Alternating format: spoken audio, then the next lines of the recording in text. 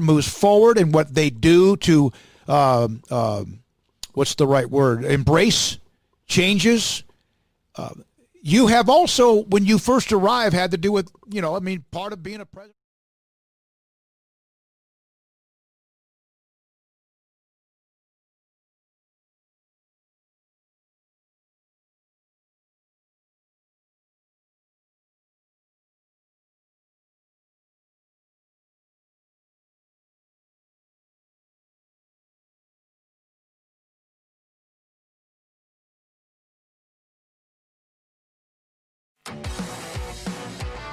Welcome to Sikkim 365 Radio. Some extra words after the play. Morris and Doncic. Porzingis getting in the way, and there's some shoves. Patrick Beverley getting involved. Double technical fouls. Porzingis and Morris. That's Porzingis second. He's been ejected.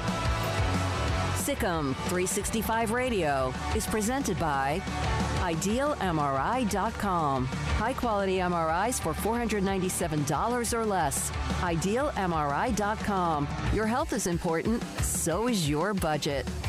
Allen with three wide receivers to the left, looks to his right, goes down the sidelines, and it is caught, and touchdown, says the official on the far side. A 42-yard reception. The 3 o'clock hour is sponsored by Waco Custom Marketplace. Meats, sweets, Texas treats, and a cut above the rest. 425 Lake Air Drive, Waco. This is in the air to right field. Back it goes. Nando has done it again. Fernando Tatis Jr., a grand slam. And the Padres go on top 14-3. 2 home runs, 7 RBIs for Fernando Tatis Jr. Are you a Sikkim 365 super fan? Then try out our premium subscriptions at Sikkim365.com. Here's David Smoke, Paul Catalina, and Craig Smoke. Man, what a day. What a day for news. Late last night, one of the news that we'll discuss, Scott Drew joins us at 3:30, is Baylor men's basketball, Gonzaga. What an incredible matchup that should be, and you hope they get to that point. And then, of course, Baylor, yesterday we told you, they had spotlighted, without question, Louisiana Tech. I told you that throughout the day yesterday on this show with Paul and Craig throughout the day. And this morning, Louisiana Tech releases the press that, we have worked it out. We're going to play Baylor. We'll have Mack Rhoades on today at 4:20, Baylor athletic director, and Dave Aranda on now knowing who their opening opponent will be. He'll join us today in about 10 minutes. He was on a media session from earlier today. We'll also know more about La Tech from Corey Diaz, the news star. Also David Hellman, R.J. Sneed, Jalen Petrie, John McClain, possibly NFL agent Ron Slavin. And we're working on this. How about this? Tom Flores and Drew Pearson are going to the Pro Football Hall of Fame. I threw a Hail Mary up to Drew Pearson. He always catches those. Not sure if he will. But Tom Flores just 2 minutes ago said, I'm coming on with you guys at 5:15. Remember, guys, we had him on early. What a day of news and breaking stories and putting all this stuff together.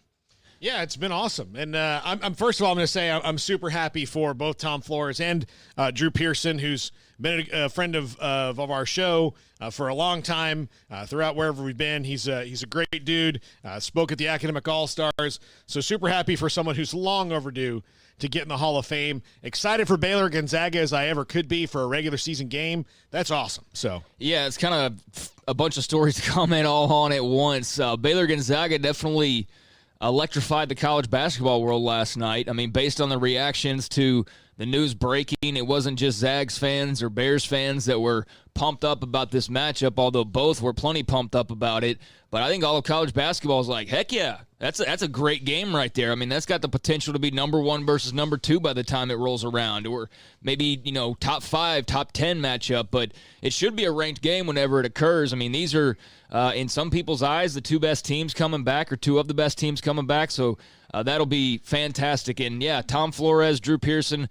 Happy for Drew Pearson. I'm happy that now he can enter a new chapter in life where it's not about not being in the Hall of Fame. Because, quite frankly, that was like the story of him for the last several years. It wasn't about his career. It was about why he wasn't in the Hall of Fame. And so now this is a step closer to that becoming official. And that story disappearing and no longer being the case. That's just a chapter now, but it's not the final chapter. He will go in along with Tom Flores, who will join us. And, man, we're thrilled for Drew Pearson, the original 88. You think about it, Michael Irvin is in.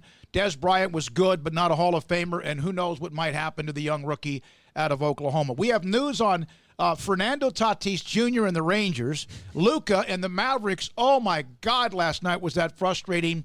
And then also notes from Cowboys practice today. But let's start with this. We'll have Dave Aranda on Louisiana Tech and among other things as well. Rhoades Country Store and Barbecue, thank you once again, as has been the case since every year I've been in Waco, Texas. A weekly sponsor of our high school football coverage on Sikkim 365 Radio now. Locations in Waco on I-35, 190 in Killeen. Thanks to Glenn Lott and the great people. Rhoades Country Store and Barbecue with us as they have been now for a decade with our high school football coverage. I am not a big boaster or bragger. I'm not somebody that goes around yelling, I'm the best or whatever, but I do feel very confident in saying that I feel like the group that we have here is going to provide you the best high school football coverage in the area, bar none. I don't think it'll be close. I'm super fired up that we're going to have our pick'ems, each week. I'm fired up. We're going to have the Connolly games each week. And, we've had so many high school coaches on. That'll continue throughout the season as well. And, just hoping for no interruptions. Although there might be one or two hiccups here or there, just hoping the season for the most part is smooth sailing because we're going to have a lot of fun with it. So thank you very much to Rhoades, as you mentioned, for joining the fray and being a part of this little party we got going on. All right. Drew Pearson just told me he's pretty booked through the rest of the afternoon, but we Can't won't imagine give why. up. Yeah, we won't give up on that. So that's part of what's going on today. So much to get to. But Louisiana Tech, we get all day yesterday. Baylor's 5-1 overall, lifetime against Louisiana Tech. 24-16 last time they met was in 1996. They'll also play in 2 years and in 3 years, 2022 in Waco, 2023 in Ruston, so get used to them. These guys were 10-3. We'll have Corey Diaz on today at 4 o'clock to discuss Louisiana Tech and their football team. Skip Holtz, 8th year as the head coach, has built a really good record there. This you will find out immediately, which is what Dave Aranda also talked about, where you are and how you stand. Oh, yeah. I've said it a couple of times now over the last few days as this was getting ironed out that if you look at the Big 12 non-conference schedule, which is pretty easy to do, every team just playing one team, there's a couple of matchups that hold the same type of intrigue, but I think as far as just on paper, it's one of the better matchups for sure of the non-conference games. And it's funny, Baylor had this non-conference schedule that was actually looking really salty when everything was as is. But even then, even in a year where finally they have a schedule where nobody can really make light of who they're playing outside of the Big 12, they're still going to end up with, like I said, one of the better games out of anybody. So it'll definitely be a test. They cannot sleepwalk in game number one and expect to beat La Tech. Now, La Tech does have a lot of players that they're also replacing on defense. So I don't know if this turns into a shootout-style game or what, but I'm looking forward to it. Yeah, me too. And it's a great test to see where you really are playing a good team right off the bat. And not to say that Incarnate Word wouldn't have been a test too, especially the lack of overall time that they've had together doing actual football and not Zoom meetings. But I think it's great. Baylor really, I think they drew probably the best schedule overall in the Big 12 when you think about their non-conference opponents, Louisiana Tech. Yeah, there's I forget who I mentioned yesterday. There's a couple of others that are okay. SMU and TCU, that's a good one. Yeah, that's a good one, the Iron Skill game. But no, it's right there at the top. By the way, did you see Arkansas's SEC schedule? They got the entire gamut. They're already in the Georgia. They're already in the Auburn in the West, right? So. Yeah, the West, and then on top of that, they're going to play Georgia, and they also have Florida. Yeah, and Tennessee. Oh wow! Yeah. So they got the sledgehammer of the West already, and then on top of that, they have Florida, they have Georgia, and they have the University of Tennessee, who's getting a little bit better and better and better. We'll have Corey Diaz, who covers La Tech at 4 o'clock, Mack Rhoades at 4:20, background on that. Had they not worked this out, it would have been either SFA or Abilene Christian. I think this is fantastic for all involved. This is definitely a better game than either of those two. All due respect to those two schools, La Tech's just a better program than both of those schools, so it's much better measuring stick right out of the gates. And obviously, Aranda has some familiarity with the state of Louisiana, and the La Tech program, just being around there for so long at LSU. So he knows what's coming. He knows that they're going to have to work hard to get ready, and this will not be some sleepwalking game for sure. But that'll, with Arkansas, I mean, I knew that they had a hard schedule, and I've seen a lot of their fans complaining about it, that they got kind of screwed in this whole ordeal, and some other teams have claimed that as well. But I will be fascinated to see Kendall Brow's offense against the slew of, awesome SEC defenses, because we always wondered that, right, when he was in the Big 12. And then, went to, FAU, and where was he last year? Then he was at Houston. Florida State. And then he was at Florida State. Obviously, FSU had no O-line. I mean, they were horrific offensively on the line, so that didn't help his offensive look really. But now he gets to go up against Saban and Malzahn and all these, great teams. So that'll be fun to see how it shakes out. All right, so let's get to Dave Aranda. You want to do this here, Paul, or break? Yeah, no, let's do that right now. So Dave Aranda, Craig was a part of the media, the Zoom session, as was Paul, and I was a part of it as well. And Grayson, I think, was a part of it as well. 365 was well represented as always. Colt, too. Let's see. Yeah. Let's see. Okay. And Colt Barber as well. So Dave Aranda, earlier today, the news had just come down, basically, when R.J. Sneed was about to start, maybe even when he was on, about Louisiana Tech. And now Dave Aranda and his staff know who they open up with, Louisiana Tech. Dave, it's obviously they're very, very good and coming off a phenomenal. Is that really how you want to start the year, where you find out pretty quickly who you are? Yeah, the more talented team we play, the more that we really push ourselves to give us our best effort and to collectively come together as quickly as we can. And so a lot of respect for La Tech. I think, defensively last year they had great defense. I know they've got a new D coordinator that's working with them now. But, I go back to when I was at Utah State, go back to when I was at Hawaii, played La Tech quite a bit. And they've always had a D lineman. They've always had an edge rusher.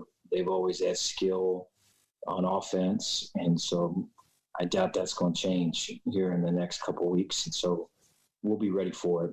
I think it really allows us to hone in on the day-to-day, what we need to do to be ready.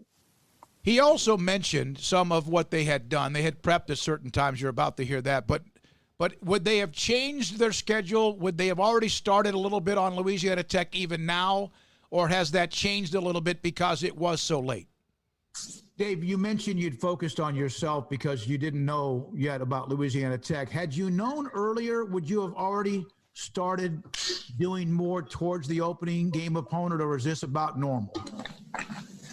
Well, I think during the quarantine time, so we broke them down already and had so we broke down, I think, our first, we broke down Ole Miss, and so we broke down, I think, our first 6 games, I want to say, and pretty detailed in terms of, what does backed up look like or coming out look like? What does, third and 3 to 5 look like? What does third and 6 to 12 and so on and so forth? And so there's quite a bit. I think throughout that quarantine, I would spend 2 days with the offense on an opponent and then 2 days with the defense on an opponent, and then we move on to the next one. And so we spent some time with La Tech and had a pretty good view of them already. And so I think, when all of this was happening, say, hey, we're going, and then we're trying to finalize who that first game is. You felt comfortable with the 2 people that were being discussed the most because we had them broken down. And so that it was, that point is just so much more per what you're saying there about us and about how we go about doing our stuff. Like, what does a 9-on-7 period look like? Do we have safeties in there? Is it just linebackers? What does great effort look like? What are some examples? And getting everybody on the same page. It's that level of detail is going to, on the front end, is going to make a practice so much more conducive to winning football games. And so we've been all about that. And then also, you've seen the stories of students as they come back on campus and how it's affected teams that have had some positive tests. How does he try to prevent his student athletes, his football players, from getting caught up with campus life and big crowds? We talk about it quite a bit, so we have to keep it in the forefront. We talked about just the path that we're on. I mentioned, there's a verse in Matthew chapter 7 about enter through the narrow gate, and as opposed to the broad road. And I think our athletic team, I think athletics in college athletics for sure, we're on that narrow road in terms of our daily appetites, our daily musts are all to play ball, and so the wide road, I think I showed like a LA freeways, at rush hour, just all these cars. And I think there's other people that are living that life, and that's just not like the road for us right now. And so I think talking about it as much as you can. I think examples from other people that are in the same fight as we are. I think we have to keep it in the forefront, and we have to educate. And I see meetings and I see one-on-one time with me. I think that's a big role that I and the rest of the staff has, and along with, keeping them into the evening and making sure that the drill work and the teamwork we're doing is using enough energy. So hopefully you get some rest in the evening. So that's from Dave Aranda today. Anything else, Craig? I know there was a lot, and we have Scott Drew's going to join us today at 3:30 on the Gonzaga game and a couple of other things, men's basketball. Yeah, he loves. When you see a twinkle in his eye when you bring up star position. Yeah, no, it's he loves talking about football. So I think if he were to bring up really any aspect of it, he would light up like that. I mean, that's obviously his bread and butter. And there were a few other things that he said, and if you check my Twitter out, at Craig Smoke, S-M-O-A-K, I've got quite a few comments that I've typed up, as I will do for pretty much every single media session that Baylor has. But, yeah, he talked about the star position, which is currently being manned by Jalen Petrie and Jaron McVay. It requires you to be dynamic. It requires you to be multiple. Sometimes you'll be a rush-in. Sometimes you'll be a linebacker. Sometimes you'll be in the nickel. Sometimes you'll be the high safety. You got to be able to play man coverage. So he just kind of outlined that a little bit more. So Petrie and McVay are kind of the guys there right now. Also, he was asked about, where the biggest jump needs to come from, the most improvement needs to come from. And, I mean, if you guys were to say any area other than just like, hey, you got to replace a lot of defensive starters, what would you say? What would you say is the area of most improvement needed for this year? I would say it would be on the defensive line. Well, I mean, you don't know, we have no idea what. That's what I would say without what we don't have eyes on anything. But so without replacing defensive starters, what would you say the biggest issue outside of that? I'm sorry, Craig. I would say that the one thing that they have not done very well is protect the quarterback and the offensive line. Yes, right, and that's what he said to him is the biggest improvement that will be needed. He's encouraged though. He said he likes their communication, their physicality, their teamwork. Thinks Wickline's doing a good job at those guys, and he flat out said, we will go as far as our O-line goes. And they know that, and they have a lot of pride in that. He made sure to make mention that Xavier Newman's been a guy that's been a great emotional and vocal leader. He's kind of developing from just being a leader on the O-line to being a leader on the team itself, so that's a positive thing to hear, and he'll certainly be the anchor. The man in the middle there of that line, not so much the anchor, but he'll be kind of the guy they rely on there at center. So there was that. He kind of mentioned in some of those clips you played that they had already started kind of looking at La Tech anyway, so I found that a little bit interesting. Has a lot of respect for Skip Holtz. He's faced him before when he was at LSU and said that he's just very talented, great play caller, and that should be a great test for them. So I think that's most of any other kind of scraps that were left over from Dave Aranda. All right, so that's great job, Paul, getting that. Paul, of course, recording it and then turning it around, getting the audio to us. And then Craig, Paul, Smokey, Colt, Grace, and others were on the call. There was also the quote on Charlie Brewer. He said, the confidence that Charlie has is very strong. There's a swagger to him. He and Larry are talking the same language. And then he also went on to say that when Brewer's off to the side, if the other quarterbacks are in there, he's right next to Fedora. They're chatting it up, pulling things out, going over things. And so it sounds like that relationship. And we kind of had that hinted when Fedora talked last week and when Charlie's talked as well, but that relationship seems like it's on really solid footing. Yeah, there's no question about that. Absolutely No question about it. By the way, the Magic did win. They beat Milwaukee in the first of a best of 7 or 5? I think this one's 5, right? After last night, I don't know what the NBA playoffs are. I have no idea. I really don't. But 7 Magic guys, beat best of Milwaukee, 7. just to give you an update. 7, so that's that. Milwaukee lost the first game last year in the best of 7, or whatever series it was, to start off as well.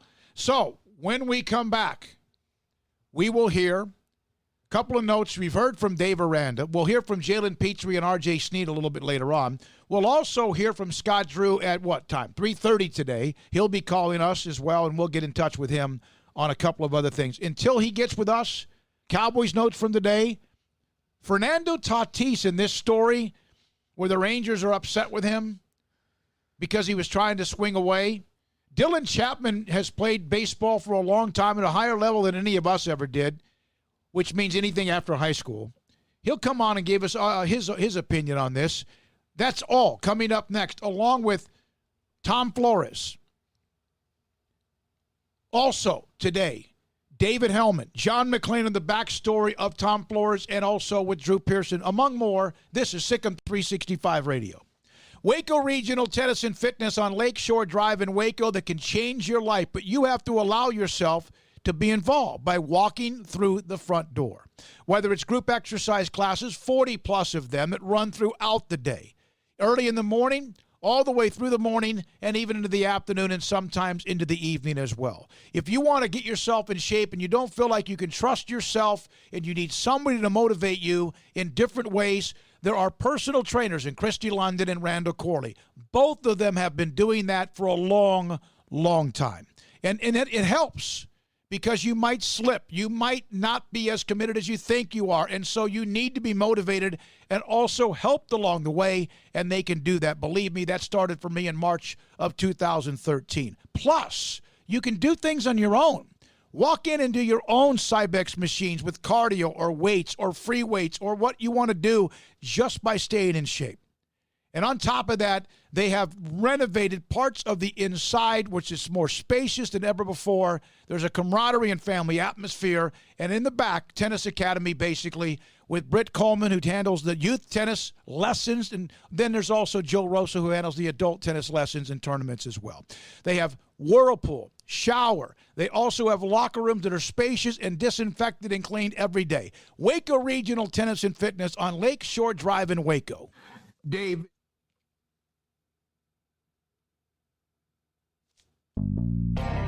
The big summer clearance event is still underway at Allen Samuels in Waco. Now update your essential transportation needs with 0% financing and no payments for 90 days on almost everything in stock. Brand new Ram 1500 Lone Star Crew Cabs, ready to roll with 0 for 72 and no payments for 90 days. And Ram Tradesman Express Quad Cabs feature up to $8,500 in values. We'll save you thousands at your friend in the car business, Allen Samuels. One size fits all. That may be all right for an adjustable belt or cheap sunglasses, but when it comes to your financial needs, no one wants a one-size-fits-all strategy. Ben Erlinson, your Edward Jones financial advisor, knows that his most important goals are yours. That's why he takes the time to understand your needs, knowing you. That's how Edward Jones makes sense of investing. Ben Erlinson, 100 North 6th Street in Waco, 254-759-8533. Edward Jones, member SIPC.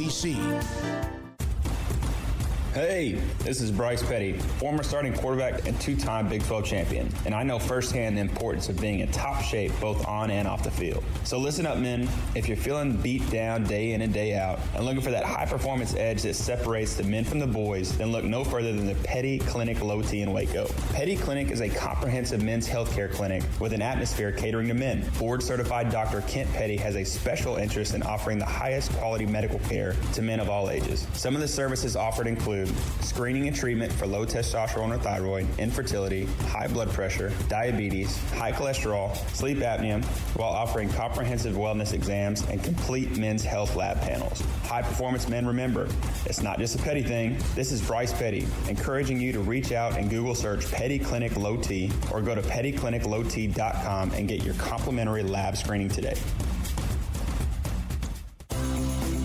Ideal MRI is a small family business right here in Central Texas. We're open to support you while lowering the cost of healthcare bills. When you need an MRI, ask your doctor for an Ideal MRI. Visit us at idealmri.com or call us at 833-IDEAL-MRI.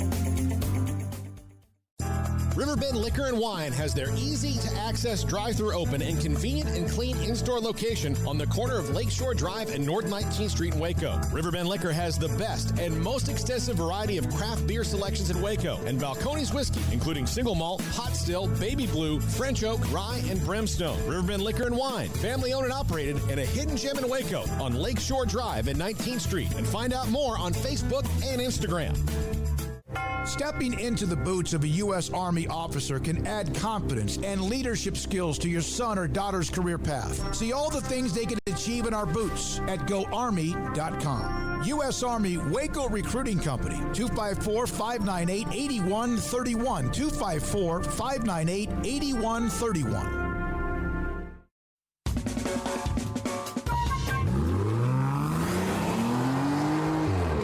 This segment on Baylor Athletics on Sikkim 365 Radio is brought to you by Richard Carr Buick GMC Cadillac, located at the Imperial Drive exit off Loop 340 in Waco. Proud supporters of all Baylor Athletics.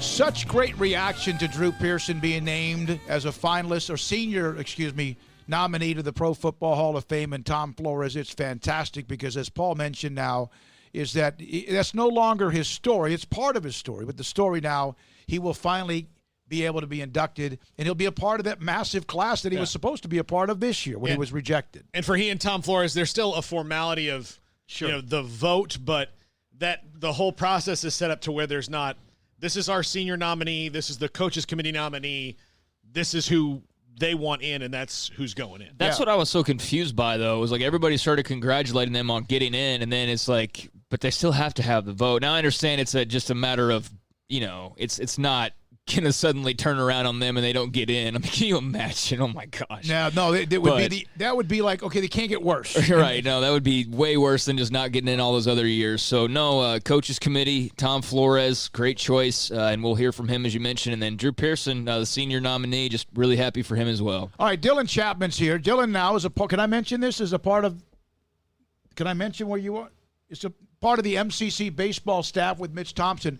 And Scott Drew at any moment will be a part of the show. So last night, Fernando Tatis, Padres just hit a grand slam, a 2-out grand slam in the first. Is that right? 2-strike grand slam. 2 outs, 4-0 Padres lead the Rangers, who had gotten themselves above 500 and back to 500. And so who knows? It's going to be up and down with them, but at least they've started to win a little bit. So Fernando Tatis is a phenomenal young talent. Dad used to play for the Rangers. So what was the score? 10-3? It was 10-3. 10-3, what inning? It was the top of the eighth. Top of the eighth inning, 3-0 pitch. Bases loaded. And Tatis goes yard and hits a grand slam. Chris Woodward, not happy. The Rangers throw behind another batter a little bit later. Manny Machado. What happened? What are your thoughts? Did the Rangers have a right to be upset with Tatis? No.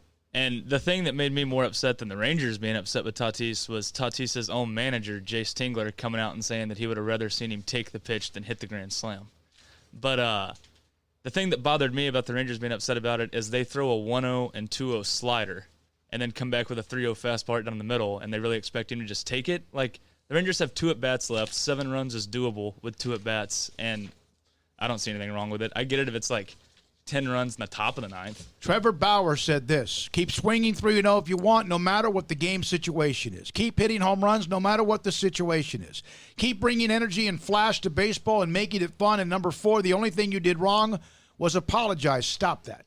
Yeah, Padres manager said that, to Dylan's point, that he had given the signal for him to take that pitch, and Tatis just apparently missed that signal. And when he got back into the dugout afterwards, he was apologizing. He's like, I didn't mean, I just got that mixed up. So it wasn't even like super intentional in any way. But like all these young players that are coming out, I mean, Dylan can speak to this. Baseball's had a big disconnect with younger fans for a long time now. It's a boring game at times, and unless you just love baseball like I do, or like all 4 of us do, quite frankly, you're not going to be you're not going to watch today's product with it sanitized the way the older generation would like it to still be, and just, wow, I love this. This is incredible.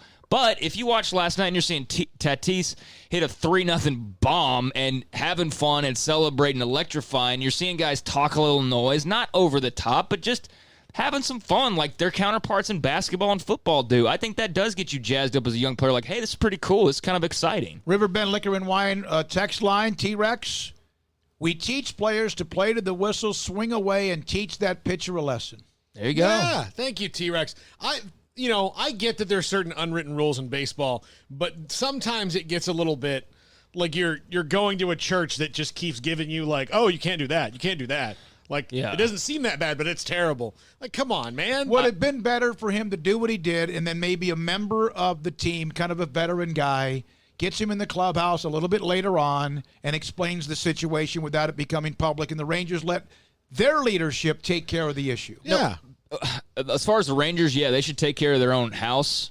Don't give up that hit. I mean, I know you didn't realize that he was going to be swinging away on that, but still, I mean, that's your bad ultimately. So I don't feel like anybody on the Padres has to say anything to Fernando Tatis. And if you're a veteran, then guess what, buddy? You're actually kind of out of the loop now, because the way the game should be going and the way these young players, and there's a lot of really good freaking young players in baseball, we just don't know enough about them because we don't want them to celebrate. We don't want them to talk trash. We don't want them to show any personality. So, man, we need more Tatises. We need more guys like that showing personality. And, don't go, Jose Bautista with, like, the mile-long bat throw and all that. Like, yeah, I agree. That's ridiculous. But getting pumped up, swinging 3-0 and hitting a bomb when your team's up big, like Dylan said, there were still 2 innings left. Rangers could have gone on a run for all we know. So, man, I want more of that in the game, not less of it.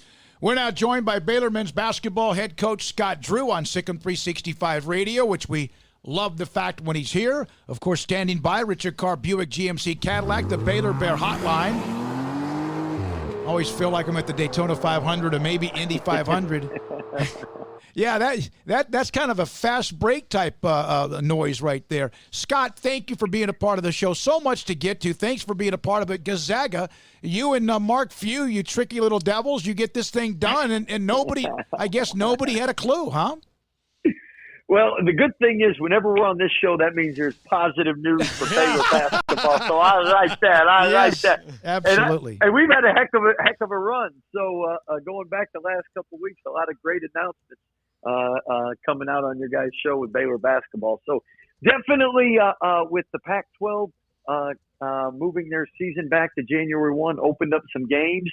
And in the non-conference, players always want to play against the best, and a great deal of respect for the Gonzaga program. And this was a great opportunity for potentially number 1 versus number 2 matchup. And I know fans love that, and coaches and players do as well.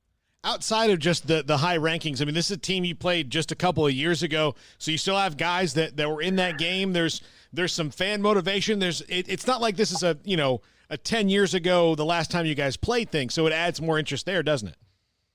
No question. The big thing is respect you have for their program, and I would think they have for ours as well, because we've had a lot of good games in the past with them, and we've scrimmaged them in the years that we haven't played, and that's been really good for both of our programs. But and Coach Few and I have the same philosophy, and that is in the non-conference, you always want to challenge yourself, because that shows you and gets you ready for conference play, and iron sharpens iron, so you find out a lot about your team after playing against a quality team like Gonzaga. Scott, you've obviously had some connections on your staff, as mentioned, with Gonzaga, and you just spoke to your respect for Mark Few. Is that something that you intentionally look at a program like that and want to, if there's the opportunity to bring on a coach like Gonzaga as a program you look towards, or is it just kind of more of the time and circumstance? It's a combination of both. A lot of times you build your non-conference schedule to prepare your team for conference play, also to give your team the best chance to be in postseason and have a good seed. And then the last thing is you always want to do what makes your team better. And whenever you can kill 3 birds with 1 stone, basically, with us, we get better playing against teams like Gonzaga. They'll exploit our weaknesses, and at the same time, whenever you come up with a game plan against them, it's preparing you for, just like in conference play, when you're going against the best. And then obviously both programs with the net rating, it used to be the RPI. Those are great games to play, and it's really a win-win, because if you lose, it doesn't hurt your rankings. If you win, you move up as far as your net ranking or your RPI ranking. So I think the NCAA, I'm going to petition them that this game should be whoever wins the 2019-2020 national championships. I like that. So Gonzaga, Villanova, Seton Hall, an SEC opponent, Michigan, North Carolina State possibly, Stephen F. Austin, we know they're annoying, even though it's my alma mater, Rutgers, and then the Big 12. I use that word sledgehammer. That is such a fun schedule. It just looks like such an amazing schedule. Well, and again, we have an experienced team coming back, and they wanna be challenged, and at the same time, fans want to watch great competition. And I know there's always a method to the madness in building a schedule, and you want to challenge yourself at the same time. You try to balance home and road. And after last year with season being canceled, I can tell you that the one theme with coaches out there now is when we play, we're just excited to play, and it's more about having the opportunity to play and not worried as much about the record. I mean, I think a lot of coaches right now really, if we start season and we have the full season, if they end up backing it up to the Thanksgiving break, I think you're going to see more high quality matchups, just because people are excited to play and want to have those kind of matchups this year. It sounds like it's maybe taking everybody out of their heads a little bit. You just move forward. And that's where I mean, we're just ready to compete and have a chance to compete. So hopefully at the start of school with everybody, we can keep COVID at bay, and everybody can social distance, can wear their mask, and do a good job helping keep these numbers down, so we can all proceed as technology will continue to have different and innovative ways to and better ways to manage this. Scott, what's your thoughts on the talk about the bubble and, the possibilities of even being able to do something like that in college basketball? I've seen some other coaches kind of refer to it as maybe the best option if available, but have you given that even much thought on how that could even occur? Oh, well, coaches think about a lot of things. So the great thing about basketball is I think we've had longer to plan since our season was canceled. And now as you've seen the fall sports go through things, I know we have a plan A, B, and C, and I think that's reassuring for a coach. It's kind of like for any of us in recruiting, you want to have A, B, and C. You always want to have options, and right now the NCAA's got several of them out there, and obviously the best option is that we're able to have a full season and play the NCAA tournament as is.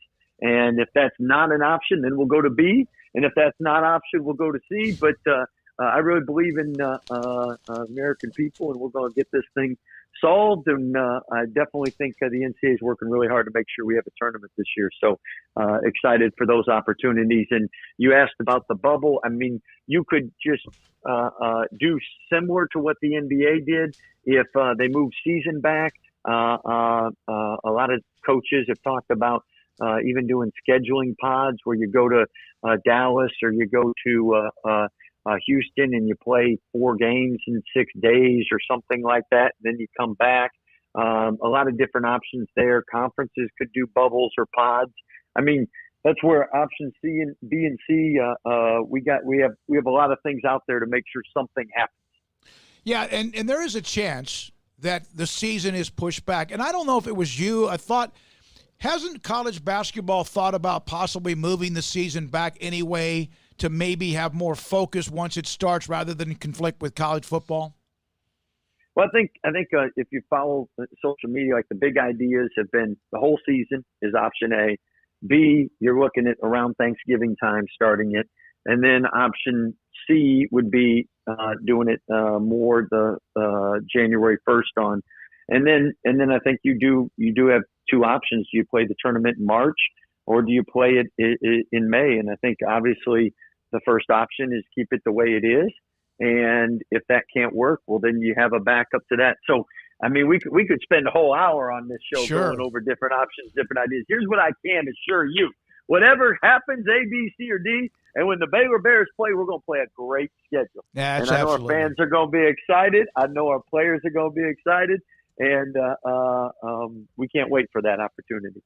Scott, thank you. Appreciate you jumping on with us. You're right. Every day, like 5 or 6 times you've been on with us, it's always been something incredibly positive. We'll keep that streak going for you. Thanks for your time.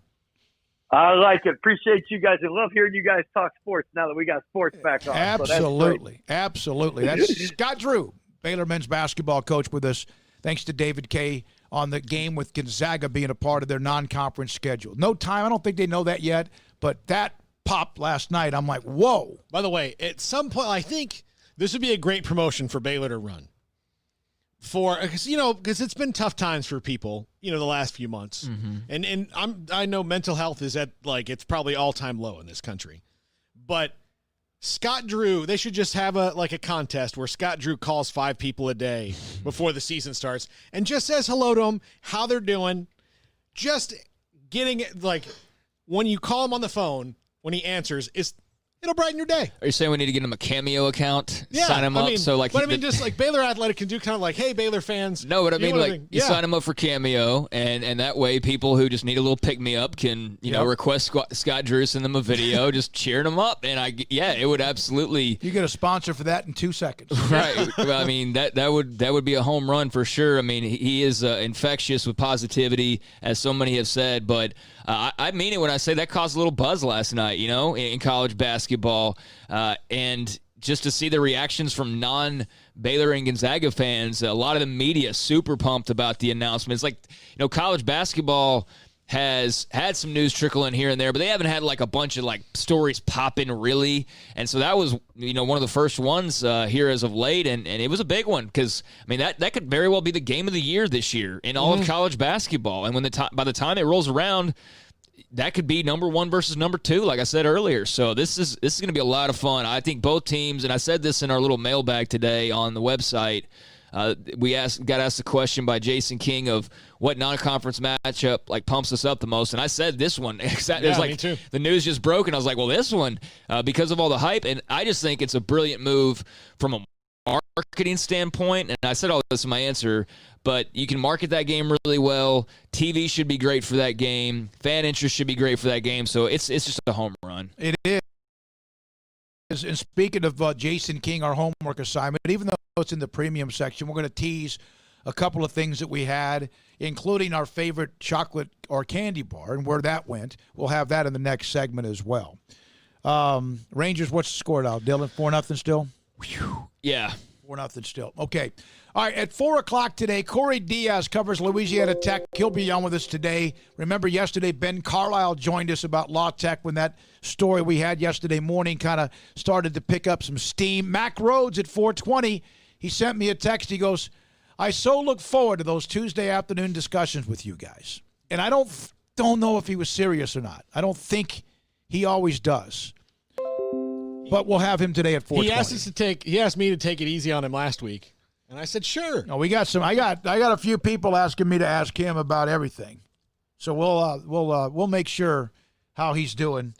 Call him Fig Newton now, from now on. He's like the Cookie Monster, just coming and stealing cookies. A couple of other sports stories we didn't get to. Texas. You wonder how this maybe reverberates a little bit up to. I know Kim Mulkey's very well taken care of. Don't think she's very highly paid.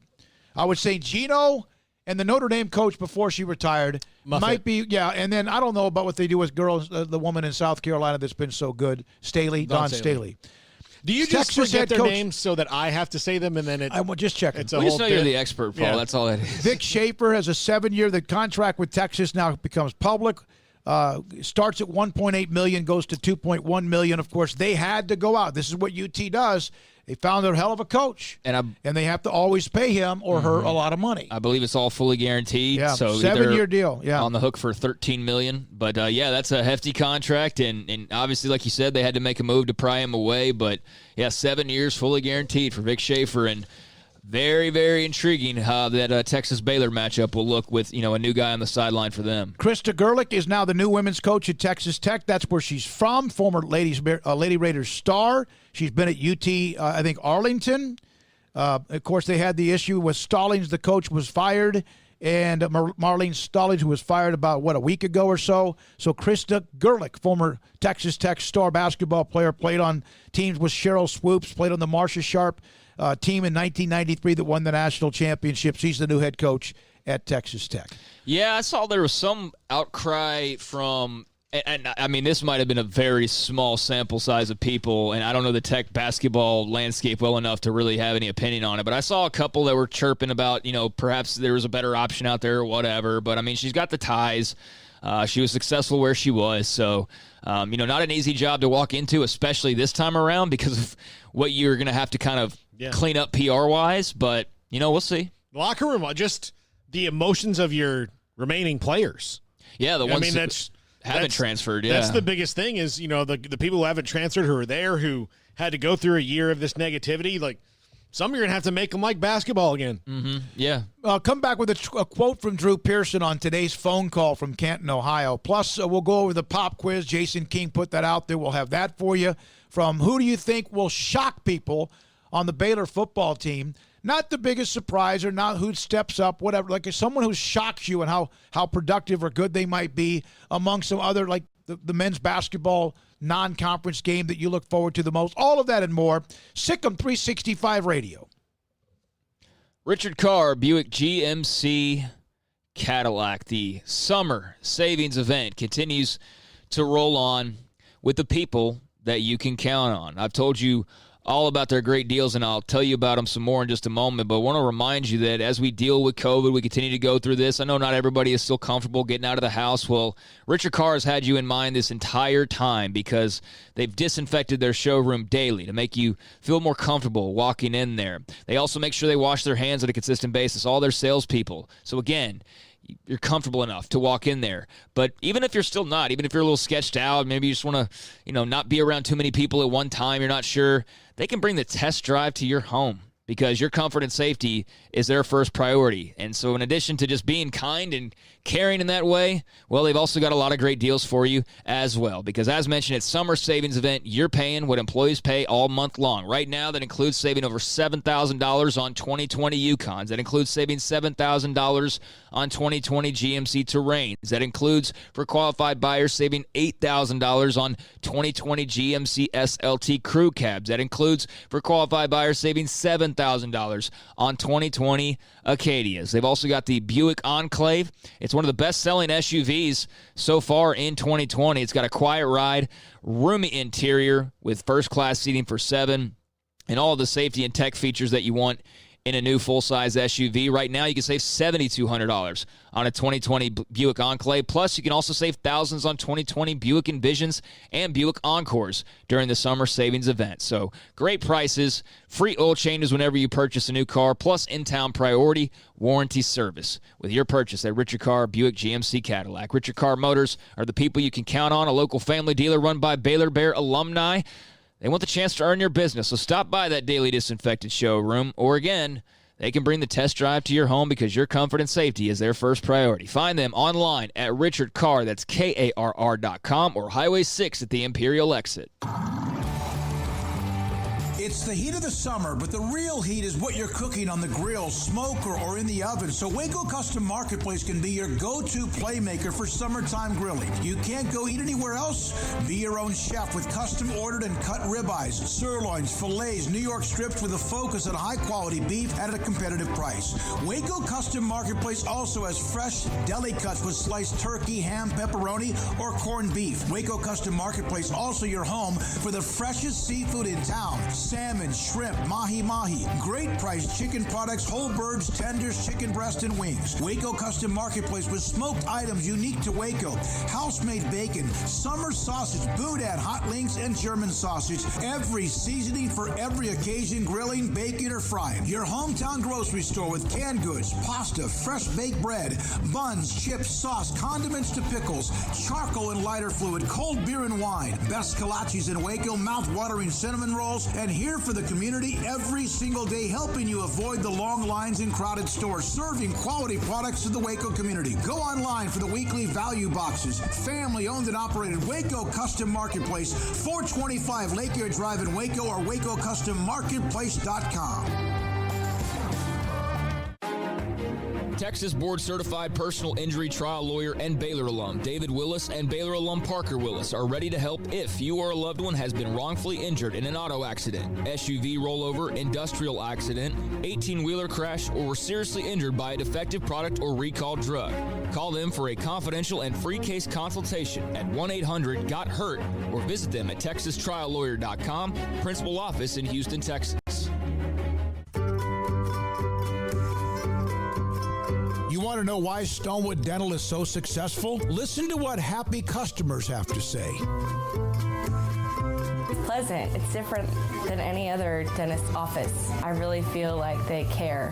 And it's not that you're here for 2 hours waiting on someone to take care of you. It's quick and easy, and I bring my kids, and my kids love being here too.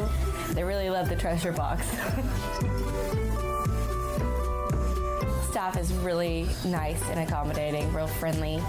You feel more like home. It's not sterile looking. Everybody has their own personalized rooms with decorations and decor, and they'll even have a blanket for you when it's cold. I've recommended people to actually come here, and they are patients now. I really love it here. It feels like family. Learn more, stonewood-dental.com.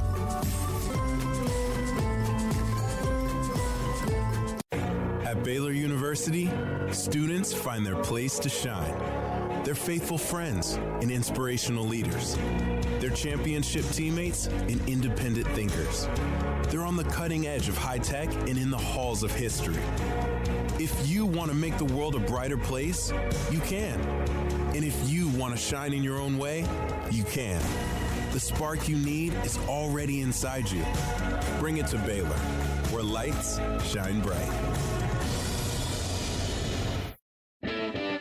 This is Sikkim 365 Radio. Text us at 254-339-1122. The Sikkim 365 Radio text line is sponsored by Riverbend Liquor and Wine, with the most extensive variety of craft beer in Waco. A hidden gem on Lakeshore Drive and 19th Street. 254-339-1122. Be like taking candy from a baby. Did Kristaps Porzingis deserve the ejection last night? No.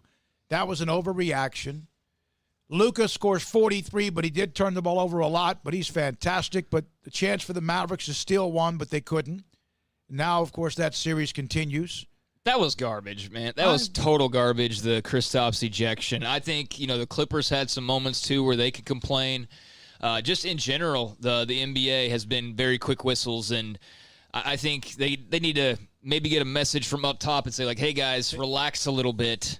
Let these guys play. The whole punching the air rule. Stupid. It's disrespectful to the refs. Like, man, you got players, you want them playing with high emotion. Now, you don't want them being full on, Draymond Green at his worst all the time, but somewhere in between Kristaps punching the air and Draymond is fine. I mean, it's not like what he did was just silly. All right, pop quiz. This is in the premium section, but we're going to dip into this a little bit of some of our answers. The football player that's going to shock everyone this season. Paul? Kalen Barnes.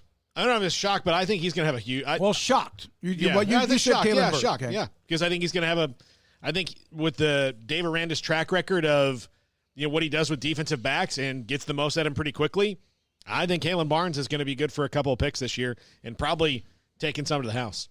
I said Jalen Petrie, and I explained in my answer that, sure, he gets a lot of attention, but it's almost never for what he does on the field. It's for either his academics or, which is rightfully deserving of attention, but mostly it's because he was the lone commit. He was the guy that stuck with it when everybody else bailed ship during the chaos and disorder that was the Baylor athletic department there for a while. And so he deserves praise for that as well.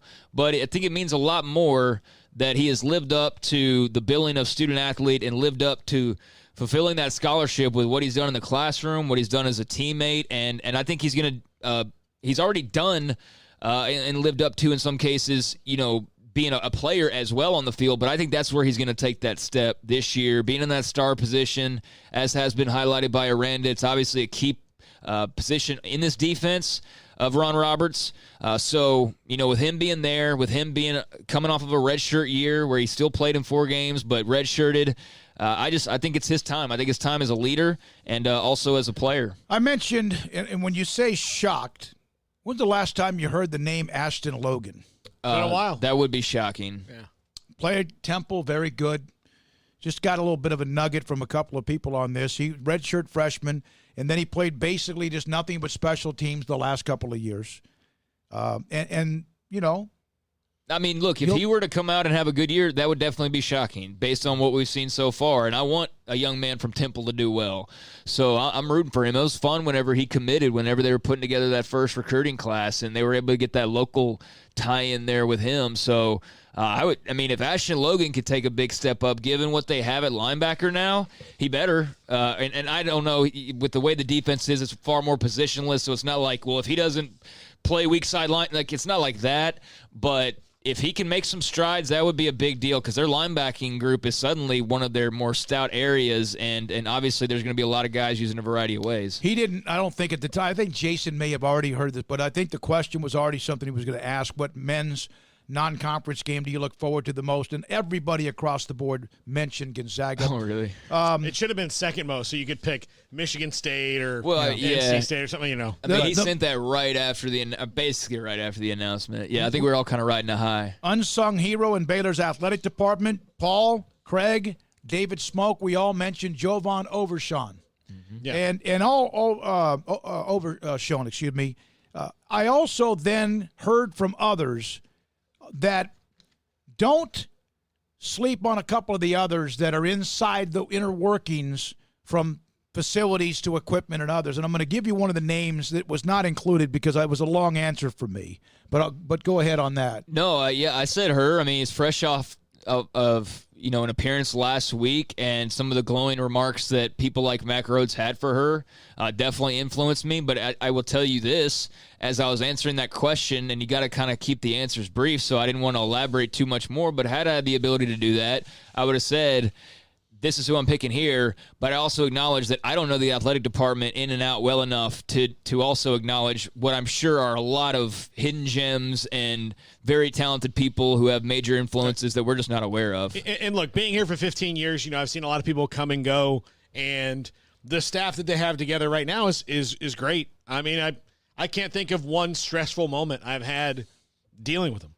It's great. Here's one of the names that was mentioned by 2 different people in the athletic department, not communication, but athletic department. Cody Hall. Oh, yeah. Chief Financial Officer. He holds a ton of power. You would never know it.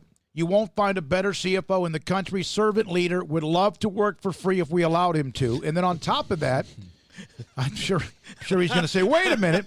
On top of that, I got it yet from another administrator in Baylor Athletics. Cody Hall, the money guy, without a doubt. No one knows who he is.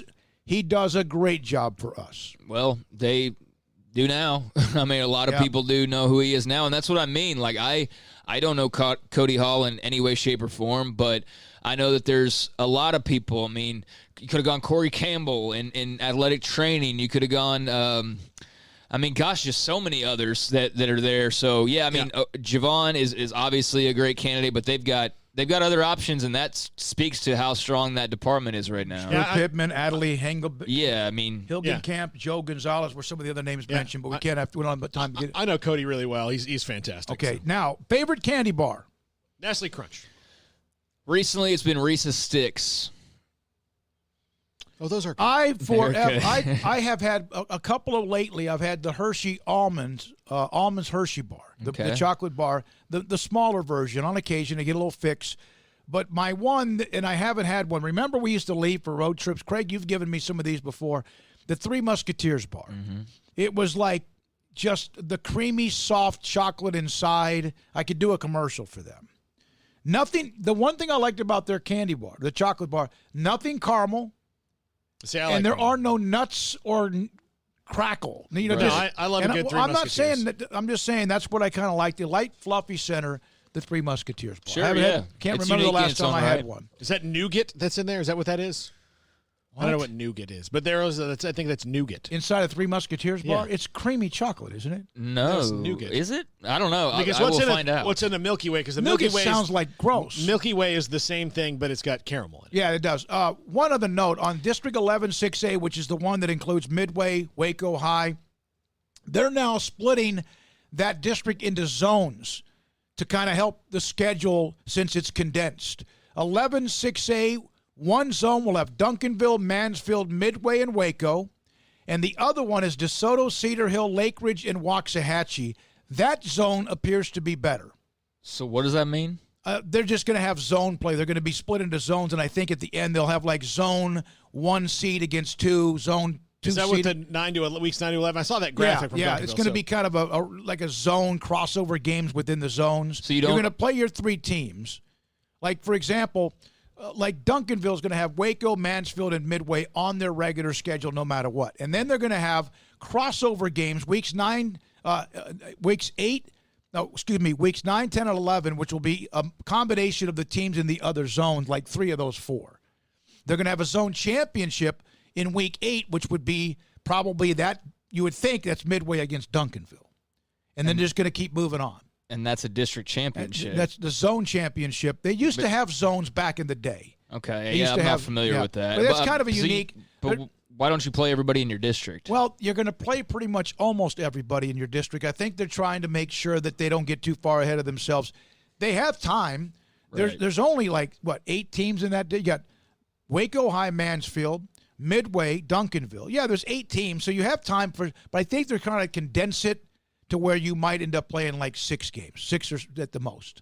All right, that's that. When we come back. By the way, Three Musketeers is a candy bar consisting of chocolate-covered, fluffy, whipped nougat. Yeah. So there you go. When we come back, we'll have Corey Diaz. He covers Louisiana Tech, followed by Baylor's Mack Rhoades on Sikkim 365 Radio. Pioneer Steel and Pipe, heavy, bulky metal, steel, aluminum products that you could build fences, metal buildings, and much, much more. I'm talking about 1943 is when they opened their doors, and here we are 77 years later. Relationships, great product, customer service, they've done that for nearly 8 decades. They'll help you with any project you might have, even suggestions on a design, and provide you with a list of reliable contractors if you need one. And also help you when it comes to making sure that whatever product you buy for your building is what you need and not just something that is a little less, that might not be as durable, strong, and what you really want for safety. Large pipe inventory gives you many options on building a nice fence, several cost-effective options as well, including a large inventory of the #1 quality used pipe. Metal buildings, it's a given. They do that. They do it incredibly well, the product, and they'll deliver and then unload for you wherever it is, home, ranch, some sort of real estate, anywhere, including business. Pioneer Steel and Pipe since 1943. The Pioneer Boys at pioneerboys.com. Let Camille Johnson Realtors guide you seamlessly through the process of buying your dream home or selling your current one. Commercial, farm and ranch, or residential, Camille Johnson Realtors can smoothly and successfully lead you through any transaction with a team of 24 experienced agents who are excited about serving you. Camille Johnson Realtors services the entire greater Waco area. If you're in the market to buy or sell, contact Camille Johnson Realtors, 104 Midway Center in Woodway, or find them online at www.camillejohnson.com. Camille Johnson Realtors, elegant, charming, warm. Welcome home. Southwest Sports Medicine and Orthopedics, the team physician of Baylor Athletics. Our doctors specialize in the diagnosis and treatment of any and all sports-related injuries. Celebrating over a decade of service in Central Texas, our doctors are equipped to handle a wide range of issues, whether it's your foot or ankle, orthopedic spine care, your hand or wrist, knee and shoulder pain, or if you're in need of our arthritis or total joint clinic. Come see us at the new Baylor Scott and White Ted and Sue Getterman Sports and Orthopedic Center. Trusted doctors at Baylor Trust, Southwest Sports Medicine and Orthopedics. Our goal is to get you back in the game.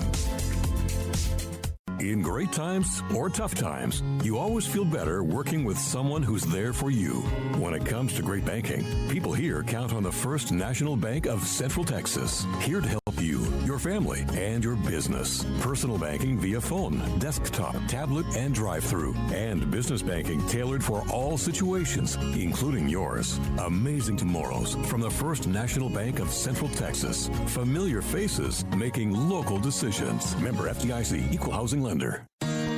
Waco's newest gym, Halo Athletic Center, 5725 Bagby Avenue, right behind Region 12 and across the highway from the Central Texas Marketplace, where motivation, inspiration, and hard work are the driving force. State-of-the-art equipment, indoor and outdoor track, locker rooms, showers, yoga and bar classes by Duality Yoga, Bod Pod potty composition analysis, and registered dietitians, all under one roof, where we rise above.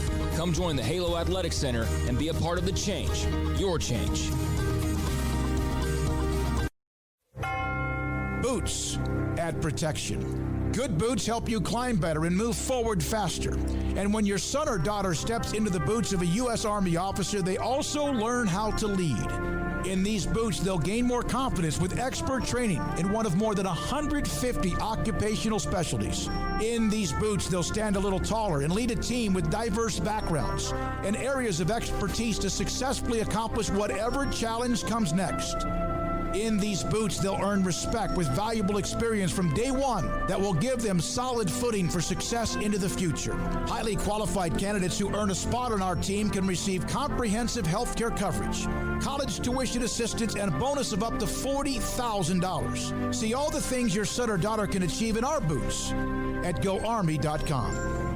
U.S. Army Waco Recruiting Company, 254-598-8131, 254-598-8131. Welcome back to Sikkim 365 Radio.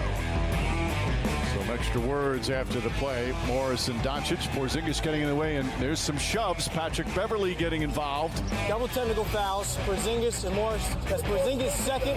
He's been ejected.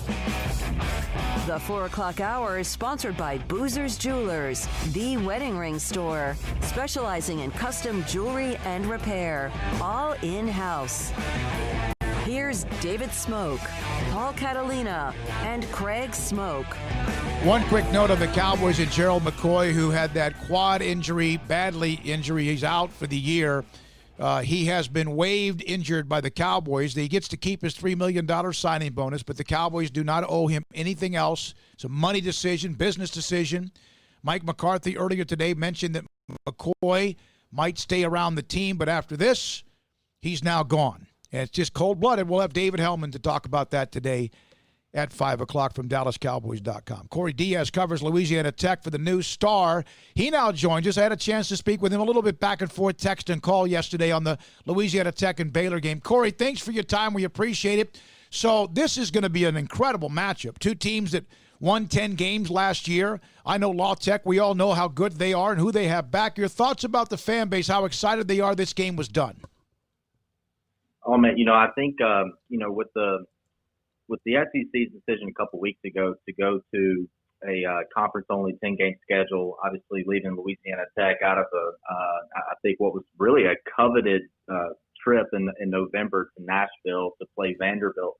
I think obviously when you're a fan of a Group of Five school, those marquee non-conference games that you're able to get on your schedule with, some prominent P5 schools. I think back to last year, Louisiana Tech opened up 2019 DK Royal and played Texas. And, to be able to keep that Power 5 team on the schedule, to keep Baylor on the schedule after basically, a month and a half of just complete and total fluidity with the football schedule. It's been huge. I think the Louisiana Tech fan base is fired up that athletic director Tom McClellan and Mack with Baylor were able to come to the table and preserve this game and keep it in lock. As from Ruston to Waco,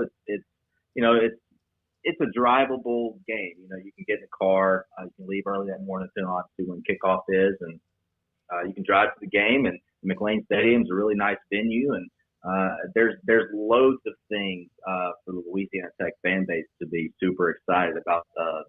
This matchup with Baylor. So for fans who may not know, just kind of a preview on what Louisiana Tech brings back and what their biggest questions are. Well, you mentioned that they're at the top, Smoke. That Louisiana Tech that won 10 games last year, this is going to be a completely different team from that group in 2019. Obviously there were 2 4th-round NFL draft picks from the secondary and L'Jarius Sneed, now with the Super Bowl defending champion Kansas City Chiefs, and 1 pick right behind him in the 4th round. The 2-time All-American cornerback Mack Robertson is now with the Las Vegas Raiders in training camp, and so and then also you lose your 3-year starting quarterback in Jamar Smith, who signed a undrafted free agent deal with the Patriots before being let go a couple of weeks after that. But there's a lot of question marks among this Louisiana Tech team this year. Who's going to be that full-time starting quarterback after Jamar, departs and graduated. You've got guys like Aaron Allen who did come in for 2 games last year when Jamar was serving a suspension. He got 2 starts under his belt, and arguably, when you look at games that matter, the conference games, the 2 toughest matchups that Louisiana Tech had, Aaron Allen, who was a redshirt freshman at the time, was getting those starts at Marshall on a Friday night last year, and then the following week at Birmingham at UAB. So, you've got a guy that's got some significant snaps under his belt, but Tech, knowing that they needed, there's a big need there at the quarterback spot, went out and got a transfer from Abilene Christian and Luke Anthony, a grad transfer, and those 2 guys seem to be in practice so far, be the top 2 guys battling for that spot at quarterback, and when you look at the other skill positions offensively, there's a lot returning. You got Isaiah Graham and Adrian Hardy, who are 2 big-time playmakers at wide receiver. And they've got their top running back in Justin Henderson, who will be a redshirt senior this year, and who kind of had a breakout year last year, rushing for over 100 yards, and I believe he had 15 total touchdowns last year for Tech. And so you've got a lot of experiences and pieces around whomever that new spring quarterback is going to be, and that could help. Stave off of, as much of a learning curve as a new quarterback is going to need at the collegiate level. And then on the other side of the ball, Smoke, when you look at it, obviously, again, I mentioned the 2 secondary guys that are gone and playing in the NFL now, but really they lost 9 defensive starters. They lost everyone but, 1 person on their defensive line. They've got 1 starting safety back in the secondary, and really, so you're looking at an entire new linebacking core for Louisiana Tech in terms of first-time starters, and you're looking at 3 of your 4, or potentially 5, depending on how Louisiana Tech, and I would imagine 5 DBs matching up with Baylor there in that opening game. You're looking at 4 brand new starters in the secondary, so tons of questions for this Louisiana Tech team this year. They were really experienced last year, had a ton of guys on their team that had a ton of really meaningful snaps, and it's almost like they're starting from scratch this year in a weird way. David Blackwell takes over as defensive coordinator. He comes over from Old Dominion, replacing Bob Diaco. What have been your impressions of Blackwell, and how do you think he'll differ from what Tech fans have seen as of late? It's from a schematic standpoint, it's going to be a return to what the Tech fan base had come to know under former defense coordinator Blake Baker, who's now under Manny Diaz at the University of Miami, and the fact that there's going to be more 4 down linemen and 3 linebackers. But again, there's probably going to be a lot more.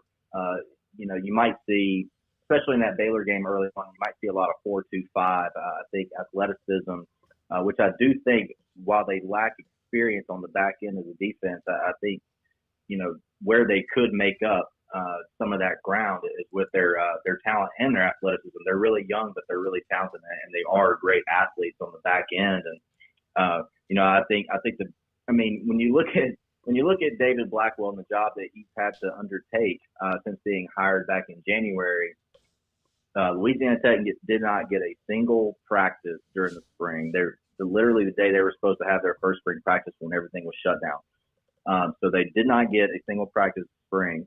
And so then you had to remove all of your installation and trying to get to learn who your players are on the field, not by seeing them take reps on the field, but having to watch film of the few guys that were coming back that played last year to see who he has and where he might could fit them. So this fall camp, Tech's only had 6 practices so far. They did not practice last week. They had a week to play with in their practice schedule in fall camp with the start of the season being pushed back a week, and you're only allotted so many practices during camp. So they had a little flexibility with their schedule there. So they didn't practice last week, and media has only had the opportunity to take in 2 practices so far. But talking with some of the defensive players in the 2 times that we've been able to get out there, one of the words that's kept coming up has been energy. I think the defense, they're younger, and I think they have a lot more energy because they know that these reps that they're getting in practice are as crucial as they've ever been, because now they know that they're competing for jobs, and that heightens that level of that energy and focus as you get ready to play a football season. Corey, one other question, and again, thanks for being a part of it. Dave Aranda met with the media Zoom today, and he was talking, basically we asked him, now that you know who you're going to play, how does that change things? They've had a good camp, but now you kind of have a little bit more, then you can also start working towards an eventual game plan. What did Skip Holtz say now that the team knows it's Baylor? Does he get kind of a sense that things ramp up immediately? Oh, yeah, absolutely. No doubt about it. And I think, this was probably in place maybe before Louisiana Tech hit the practice field this morning, and so immediately there's a heightened sense of urgency, knowing that when you take the field for the first time and you're lining up against another team that wears a different color, you're going to be playing against a team that is coming off an incredible run last year, played for their conference championship. And to be honest with you, Dave, when I was watching that Baylor-Oklahoma game last year, halfway through the third quarter, I thought Baylor was going to win that game. Mm-hmm. And so you're basically playing a team that was probably, 20 minutes away from winning its conference championship and having a legitimate argument of making the college football playoff. And a lot of those guys are back, I know. So Baylor's super talented. Skip knows that. I think his players know that. Certainly his coaching staff knows that as well. And that was one of the big themes that Skip talked with us media folks after practice today was, now we know what the level's got to be, and now we have to try to attain that level of play before we play our first game, because we're not going to, the phrase that he used, we're not going to have a roll. We're not going to roll into our season. We have to be as best as we possibly can be heading into week 1 to have even a remote chance of going into Baylor and going to their place and trying to win a football game. So. When you think about that and piece it with, all the questions that they have on both sides of the ball, those position battles and the snaps in practice become, what Skip said today, they become game reps. It's not, we're going through the motions. It's every snap, every play during practice has to be approached as if you're playing in a game against a different opponent. So, 100%. I think Louisiana Tech from here on out during fall camp is they got to go 100 miles an hour. Otherwise, they won't be in that spot to where they could compete against Baylor to the best of their ability on September 12th. Corey, thank you for your time, buddy. Thanks for jumping on with us. TheNewsStar.com. He had a story up about it and background quotes, much more. So thanks to Southern Miss and Houston Baptist for making this happen as well, along with what La Tech and Baylor did as well. Corey, appreciate it. We'll talk to you again. That's not that far down the road. We have a game now to focus in on. Thanks for your time and have a great afternoon. Coming up next, Baylor Athletic Director Mack Rhoades on the background and the game. Baylor men's basketball, Gonzaga, the latest test results and more. This is Sikkim 365 Radio. The First National Bank of Central Texas. I saw Dan Ingham today. He, in fact, was up here in the studio, which is not built for a person as tall as he is. I was worried about him hitting his head on that ceiling fan. I'm glad he didn't, because they're a great client, and he's a great guy, and they're a fantastic bank. 5 locations right here at home: Waco, Woodway and Hewitt, China Spring, Martin, and Hillsboro. Familiar faces making local decisions. Here to help you, your family, and your business, whether it's great times or tough times. All of us need a bank we can count on. Great people with great technology, dedicated to their customers and helping our area grow. Safe banking in person, or use their online and mobile apps. Convenient drive-through and ATMs at all locations. And I mentioned the app. That First mobile app is fantastic. You can do your banking wherever you are. You can check your balances. You can make transfers. You can pay bills. You can transfer funds. Also, their security is great. Smokey had to pop in and get a new instant issue debit card the other day. Smokey, that took what, 10 minutes? I had a charge, and I got a call, a text immediately. Yeah, they canceled it, and I went into the bank to the drive-thru yesterday morning, picked it up. Yeah, Done. Easy. That's how easy things are at the First National Bank of Central Texas. You have to call somebody and wait for a new card to come in the mail. Could be 3 or 4 days. 5 locations for the First National Bank of Central Texas. Right here at home: Waco, Woodway, Hewitt, China Spring, Martin, and Hillsboro. What are you supposed to do when you pull up behind a truck that doesn't even have a hitch? I mean, it's like looking at plumber's crack. Do you cover your kids' eyes, look away, and switch radio stations? Hi, Jay here from Pickup Outfitters, asking for your help to end this embarrassing form of truck nudity. If you have a truck, at some point you need to pull something. It could be a trailer to haul stuff off to the dump, maybe a jet ski, a boat, an RV, a horse trailer, even just a bike rack.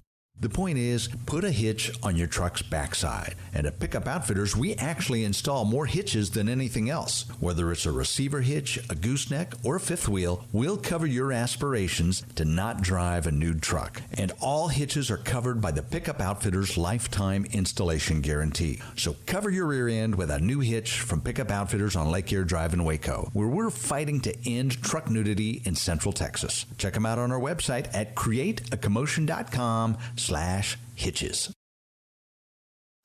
At Ideal MRI, we feel blessed to be part of the Waco community. We're a small family business here in Central Texas. At times like this, the cost of healthcare has never been more important. And unfortunately, significant illnesses and injuries still occur. And that's why Ideal MRI is open and here to serve you through this difficult time. So if you need an MRI, ask your doctor about Ideal MRI. You can schedule online in minutes at idealmri.com or call 833-IDEAL-MRI.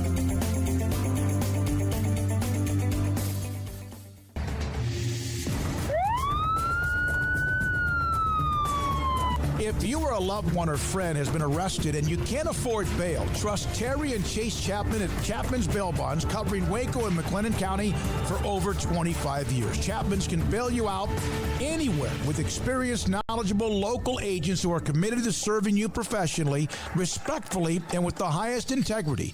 Chapman's understands your privacy is important. Your freedom can be secured fast when you use Chapman's Bail Bonds. Open 24 hours a day. Payment arrangements available. Call Chapman's Bail Bonds. When you need help, 254-754-1603. When you ring, we'll spring. Stepping into the boots of a U.S. Army officer can add confidence and leadership skills to your son or daughter's career path. See all the things they can achieve in our boots at GoArmy.com. U.S. Army Waco Recruiting Company, 254-598-8131, 254-598-8131. At Baylor University, students can shine in their own way. Or should we say their own ways? Because there's no limit to the ways Baylor students make the world a brighter place. Whether they're leading a student organization or following a higher calling, getting advice from faculty, or taking part in world-class research, pursuing their dreams, or working toward their dream job, students find their place to shine at Baylor, where lights shine bright.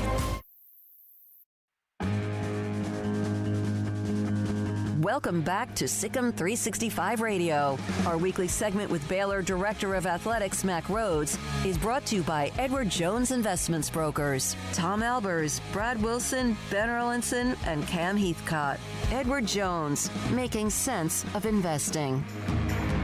You know, there's a lot to get to, but we'll get straight to a high, hard fastball that Mack Rhoades expects, what and how long will it take for the Fig Newton investigation to wrap itself up? Oh, you are funny. It's been resolved. So. Okay, all right. The outside sources tell me that that everything's better. That's all that matters. So, are you thrilled? Are you thrilled you have a game kind of new? You know, we even mentioned a little bit yesterday that you had pinpointed La Tech, they had pinpointed you. They wanted the game, so did you. It took Southern Miss, Houston Baptist to cooperate, but now that you have the game, are you thrilled it's finally there? Yeah, we are. I think it's a really good matchup. It'll be a great test, for us. I haven't studied, close enough, that particular date, September 12th, and all the different matchups. But I think, it's going to be one of the more attractive matchups when you think about, La Tech and the year that they had, last year, 10-3, time for first in the Conference USA's West Division, and a bowl win over a Power 5 school, Miami, and again, Coach Holtz, he does a great job. So it'll be a challenge for us, and I think truth be told, probably more comfortable going down that direction, that pathway. When they were able to confirm that, they didn't participate in spring practice. I think, I was really worried about that when you think about, our situation. Coach Aranda, first time head coach, new, schemes, both sides of the ball. And then you don't even, have an opportunity for spring practice. I don't know that, I would have been so eager to play La Tech if they would have been able to get through spring practice and have those all under their belt and not us. Was there ever a chance you thought that this game would not work? Yeah, I mean, there was just some things we didn't control, and that was, the pieces within, Conference USA, and then also, Houston Baptist. And so, Tommy McClellan, the athletic director at La Tech, he is one of the really good guys in this business, and is a really, really good athletic director. And, he let me know, he let Jeremiah know just, from the very beginning that they really, really wanted to play that game and, or play the game. And so, we felt comfortable and confident, and, Tommy, what he says is always true. It was just those pieces that he didn't necessarily control. Mack, now that the students are coming back on campus, things are going to change. You're going to have to react to that. How confident are you in the plan to adapt when things probably inevitably do to flare up because kids are just on campus and close to each other? Yeah, Paul, it's one of those hurdles that's out in front of us. And, if we're all paying attention to the news, we saw what happened, yesterday at North Carolina. And so, I think that Baylor University, led by Dr. Livingstone and our provost, Nancy Brickhouse. I mean, I think we have a really, really good plan. Kevin Jackson, student life. I think we've got a really, really good plan for the return of our students, and have taken, every precautionary measure that you can. But still, you don't know, students, you come to college, right, to gather. You come to gather and to be social, and, what impact that has remains to be seen in terms of the positivity rate for COVID-19 with all of our fall sports and really all of our sports. And so I think we can mitigate it. I think we've got a good plan. I think our student athletes know that they've got to be on their toes, so to speak, when you think about washing hands and face covering and social distancing. They're really going to have to be extremely, extremely diligent, and we'll see what happens. Mack, how big was the news a few days ago about this new potential COVID test that was put together in conjunction with Yale and the NBA? Is that something that when the news dropped opened the eyes of college officials, or is this something that might not have as much of an immediate impact as some might suspect? Yeah, Craig, I think we're still kind of in a wait and see mode. I think the news obviously was positive, right? And the better testing, the better testing becomes available, both in accuracy and availability. I think the better we all are, and certainly sounds like this could be a great viable option for everybody in terms of cost and the availability and the accuracy piece. So again, I think still waiting to see. But I think it absolutely, if it comes to fruition, can really be helpful. When you think about just the number of times that you can now test per week, and then how quickly you can get results back, and as we move forward with the football season, hopefully, and as we begin to think about that first game, we're going to go into that protocol where we're testing 3 times a week, that Sunday after game, and then 72 hours before, and then 24 hours before. So as testing advances, I think that's really going to be helpful. So I know you have the capacity, which I think you even mentioned to us a while ago, but then that came out, that's official, the 25%. So that's inside the stadium. And I know that there's the ticket distribution and all that, and God bless everybody for having to deal with that. What about outside? What about outside the stadium? What about what is your land, your property, when it comes to tailgating, and or right across MLK where there's other tailgating that continues or has been very popular as well? How does all of that come into play? Well, I think the land that we don't control, I'm not sure that there's a whole lot that we can mandate, and so certainly that's a conversation that we're currently having. And then with the tailgating piece on the property and or the land that is Baylor University, we haven't made a final decision. Again, candidly contemplating. I think one of the things is if we go ahead and we move forward with organized tailgating, and you think about like the tailgate guys, et cetera, we're going to have to do it in a reduced fashion, right? You're not going to be able to have as large of tailgates. You think about the city of Waco and a gathering of 10, all of those things that we'll need to follow. And so, are fans interested, if it's a smaller tailgate? And so we're working through that right now. And we'll hopefully have a determination here very, very soon. Is the group of 10, and I've seen that city of Waco, is that group of 10, is that going to be like per square footage? I know that's getting complicated. Like if a guy has a big tent, is that different, or is that 10 for any kind of groups no matter where? Yeah, it's not getting complicated. It's a great question. I don't know that I have the answer for you, today. I think it's something that we've all talked about, and we're going to have a couple more conversations here internally, but also with the city. Again, Mack Rhoades, the Director of Athletics at Baylor, with us on Sikkim 365 Radio. Craig?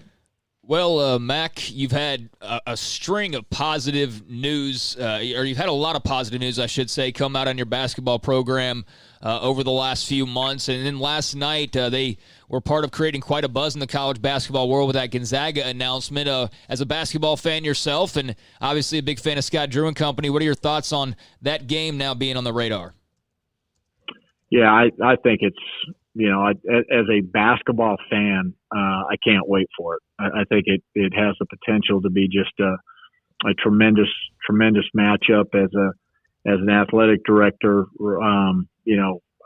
kudos to Scott and Baylor basketball and Gonzaga for being able to work that out and play one another. So, that's one of those games, when the schedule's announced, right, you circle it and you put a star by it and saying, hey, there's no way I'm going to miss this game. And I think it will be, one of probably, the top 10 matchups when you think about, all of college basketball. And I think that says a lot. Mack, we had Scott on earlier, and one of the things he mentioned about it is it's kind of taken, especially the teams that are going to play or try to play in the fall, it's kind of taken the coaches out of their heads, and they said, look, we didn't have a tournament this year. Let's not try to play this whole game of, kind of tic-tac-toe with, like, these games are good, these games are medium. Let's play the best games possible, and we're potentially going to have a really fun college basketball season across the board to watch. Yeah, absolutely. And I certainly kind of, I appreciate that approach, and I think that approach is really good for the college basketball fan, and so I think across the board there's going to be some really great non-conference matchups, and again, hopefully, and I know we're all thinking the same thing, that we can, continue to move forward and be really, really safe and play college basketball. And I know our fans, when you think about both of our programs, both the women's basketball program, men's basketball program, both will be, highly ranked, I'm assuming both top 4 teams. And we have this great opportunity to really watch and witness and be part of some special seasons. Final thing, the COVID testing results came out, and of course it's been now over several weeks, so the numbers do look sometimes bigger because of the overall numbers as they combine. Your thoughts of where you are within the athletic department as far as the numbers, and are you still, in your opinion, maintaining what looks like a good number? Yeah, I do. I think we're in a good place. I think we're managing it well. Some of the positives, are from multiple sports, and they're not, all of them are not currently in Waco, and so that's part of the untold story. So I think here on our campus, we're doing a really good job. Health and wellness is doing a great job. Our coaches are doing a great job, and most importantly, our student athletes are doing a really, really good job. Again, haven't been perfect, but we're asking young people, 18 to 22-year-old, young people, to not be 18 to 22-year-old young people, right? You go to college to be social and to gather, and to gather is even biblical, and we're saying, hey, you can't gather, or if you do, here's the set of rules for gathering. And so again, they've done a really, really good job, and we're going to need to continue to do that.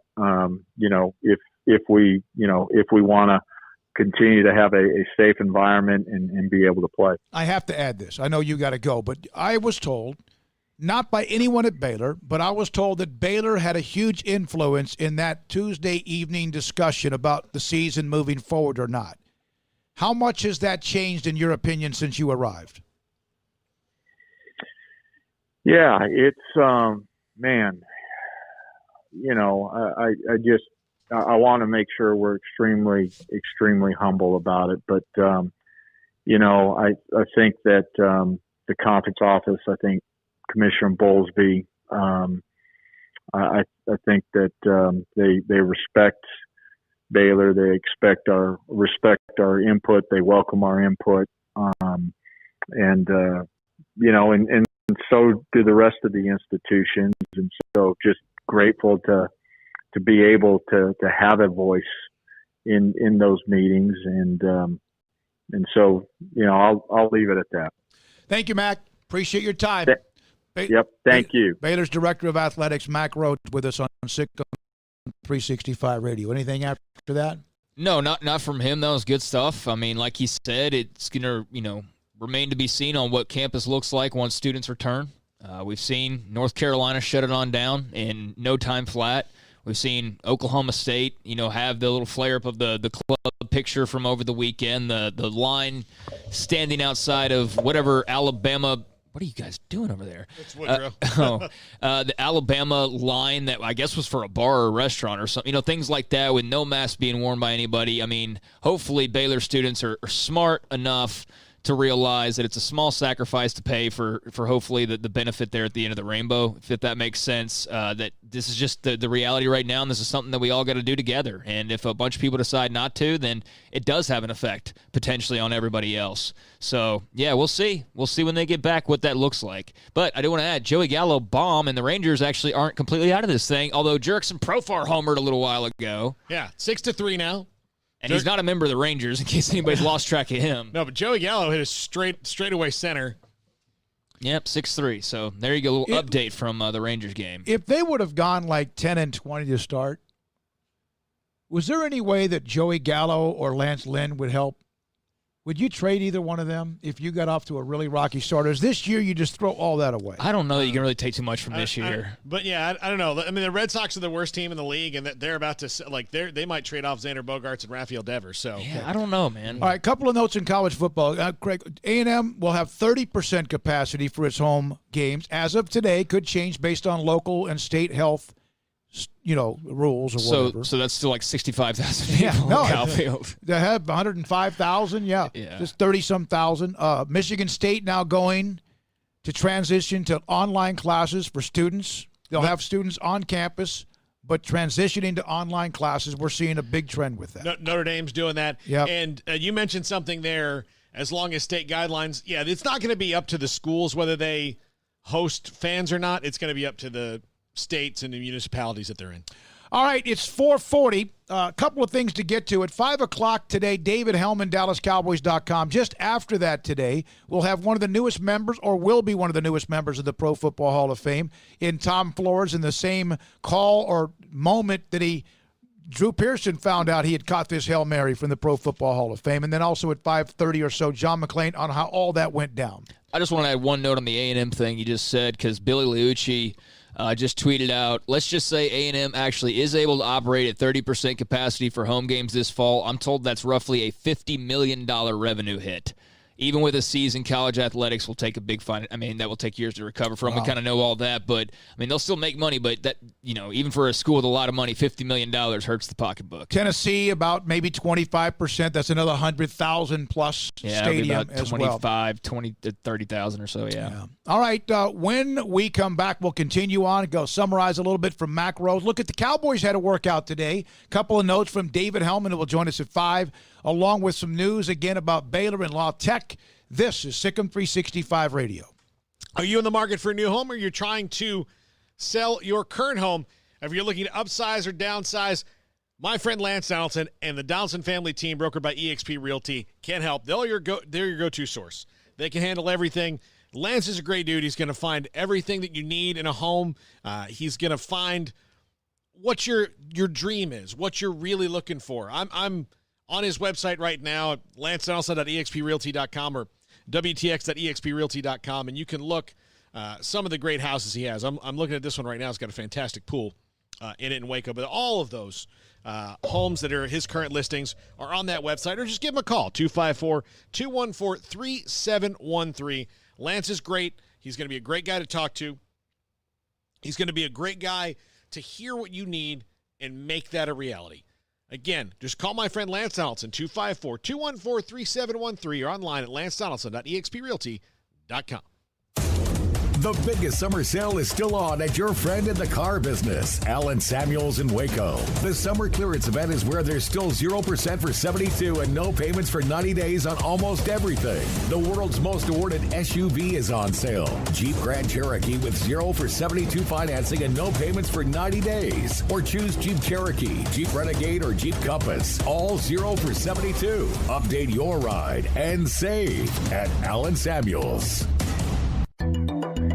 It takes time to reach goals. It's a truth that applies to more than sports. It goes for your financial goals as well. You work hard for your money, and you deserve an investment strategy that lines up with your game plan. And Tom Albers, your Edward Jones financial advisor, can help. If your financial investments aren't putting forth the effort you desire, stop by today for a financial review. Tom Albers, 4301 Lakeshore Drive, 254-776-7605. Edward Jones, member SIPC. Boozers is the wedding ring store and more. If you're ready to get engaged or already married and want to upgrade your wife's ring for a special anniversary, Boozers is the place to go. With the largest selection of premier quality diamond engagement rings and wedding rings in Central Texas. They have 7 cases with over 300 styles of rings from top designers like Natalie Kay. Choose from yellow, white, or rose gold, plus beautiful top quality loose diamonds. With an in-house jewelry, they can also custom make anything you want. Bring in a picture or drawing and let Boozers create your one-of-a-kind pendant or ring. They can even use some of your old gold and diamond jewelry to create something new. At Boozers, you'll find a great selection of quality timepieces, and Boozers is the place for expert watch maintenance and repairs too.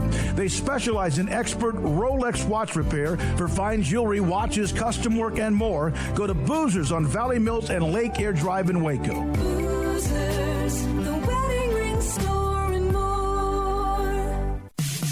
In the market for a quality metal building? Since 1943, Pioneer Steel and Pipe has helped Central Texas residential and commercial customers with metal building design, panel options, building components, and trim options. Pioneer Steel and Pipe's residential line is energy efficient, offers low maintenance, reduces insurance payments, is impact resistant, and carries up to a 45-year limited warranty. In addition, they can also help you find a metal building contractor for your project. Pioneer Steel and Pipe with locations in Waco and Bryan and at pioneersboys.com.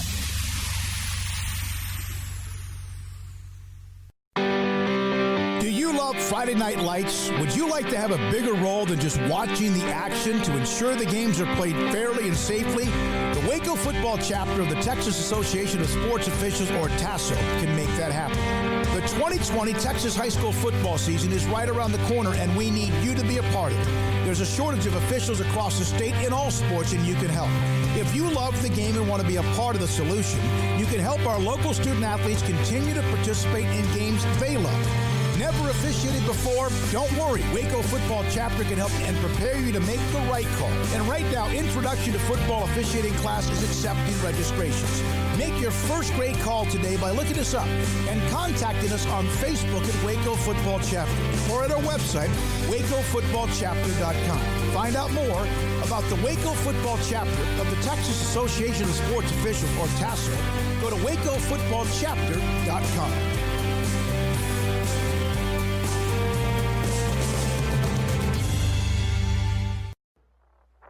Welcome back to Sikkim 365 Radio.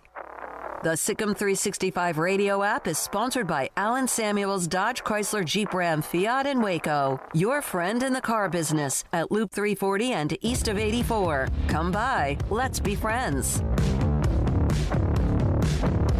All right, here we go. On a day we've had Scott Drew, Mack, Rhoades, Tom Flores, who's a part of the Pro Football Hall of Fame today at 5:15.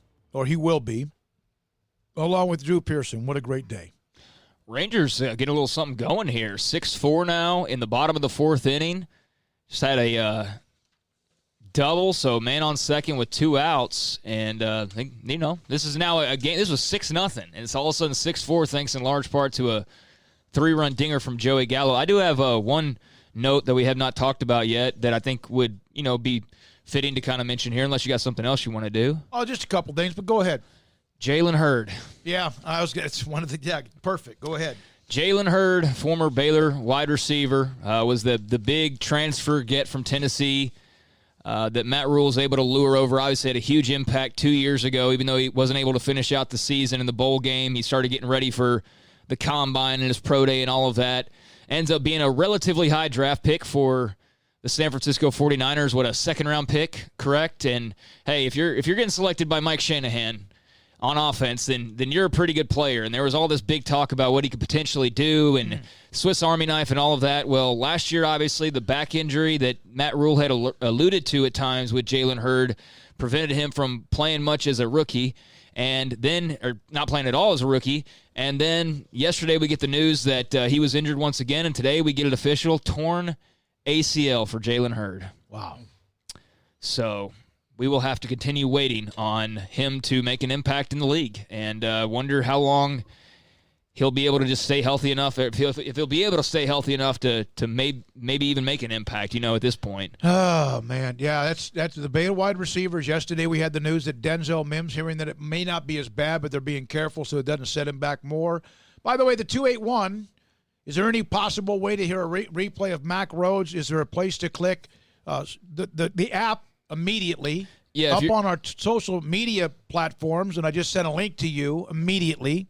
Yeah, if you're Thanks on to Dylan today and Paul. If you're on Twitter, Sikkim365 Radio, that handle at Sikkim365 Radio, we pump out the interviews with a link once they're done, or Paul does. Deontay has helped with that as well. Dylan, obviously. So they're pumping out the interviews, and you can get them there on Twitter, or you can go to the website. And a good handy link to have for the website for all the interviews and all that stuff is Sikkim365.com/media. That's where you can find everything that we do audio, video-wise. I had somebody that played golf with at White Bluffs, Gary Comer, asked me about the app. He goes, I was on 35. It kind of spit a little bit.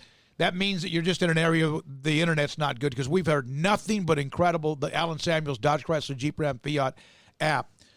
We heard from Dave Aranda at the start of the show about Law Tech and a couple of things at the football team. So Dave Aranda, Scott Drew, Mack Rhoades, and among many other things that we've had today.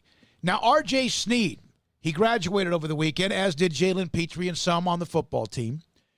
And I asked him earlier, now that they know who they're playing in Law Tech, which was one of the big stories today, does it really matter that they know who they're going to play their first game with?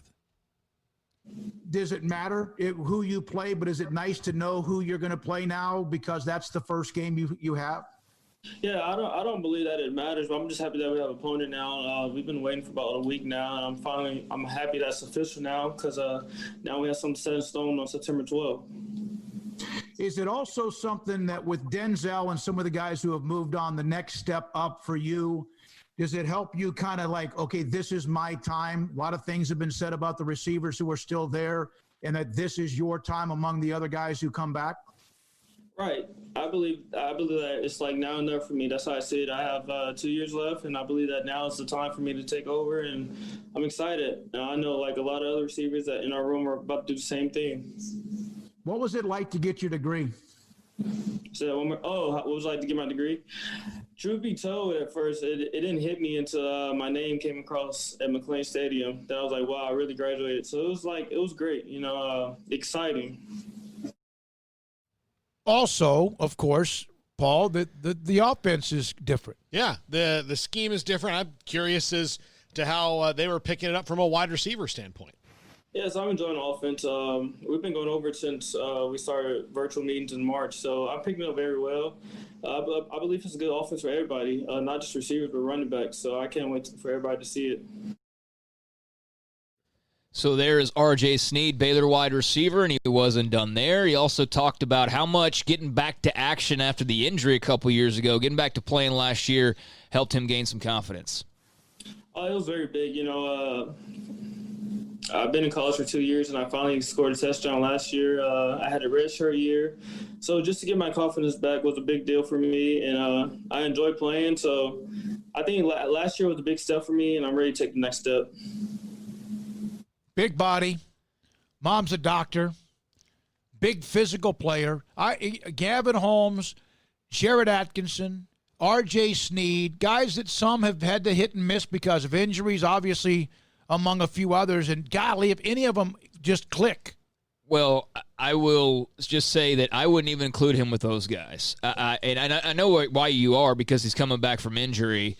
But I think that he was pretty productive last year. Like he made an impact for sure. Had 3 touchdowns, nearly 500 yards receiving. So he came up with a few first down catches and things like that as well.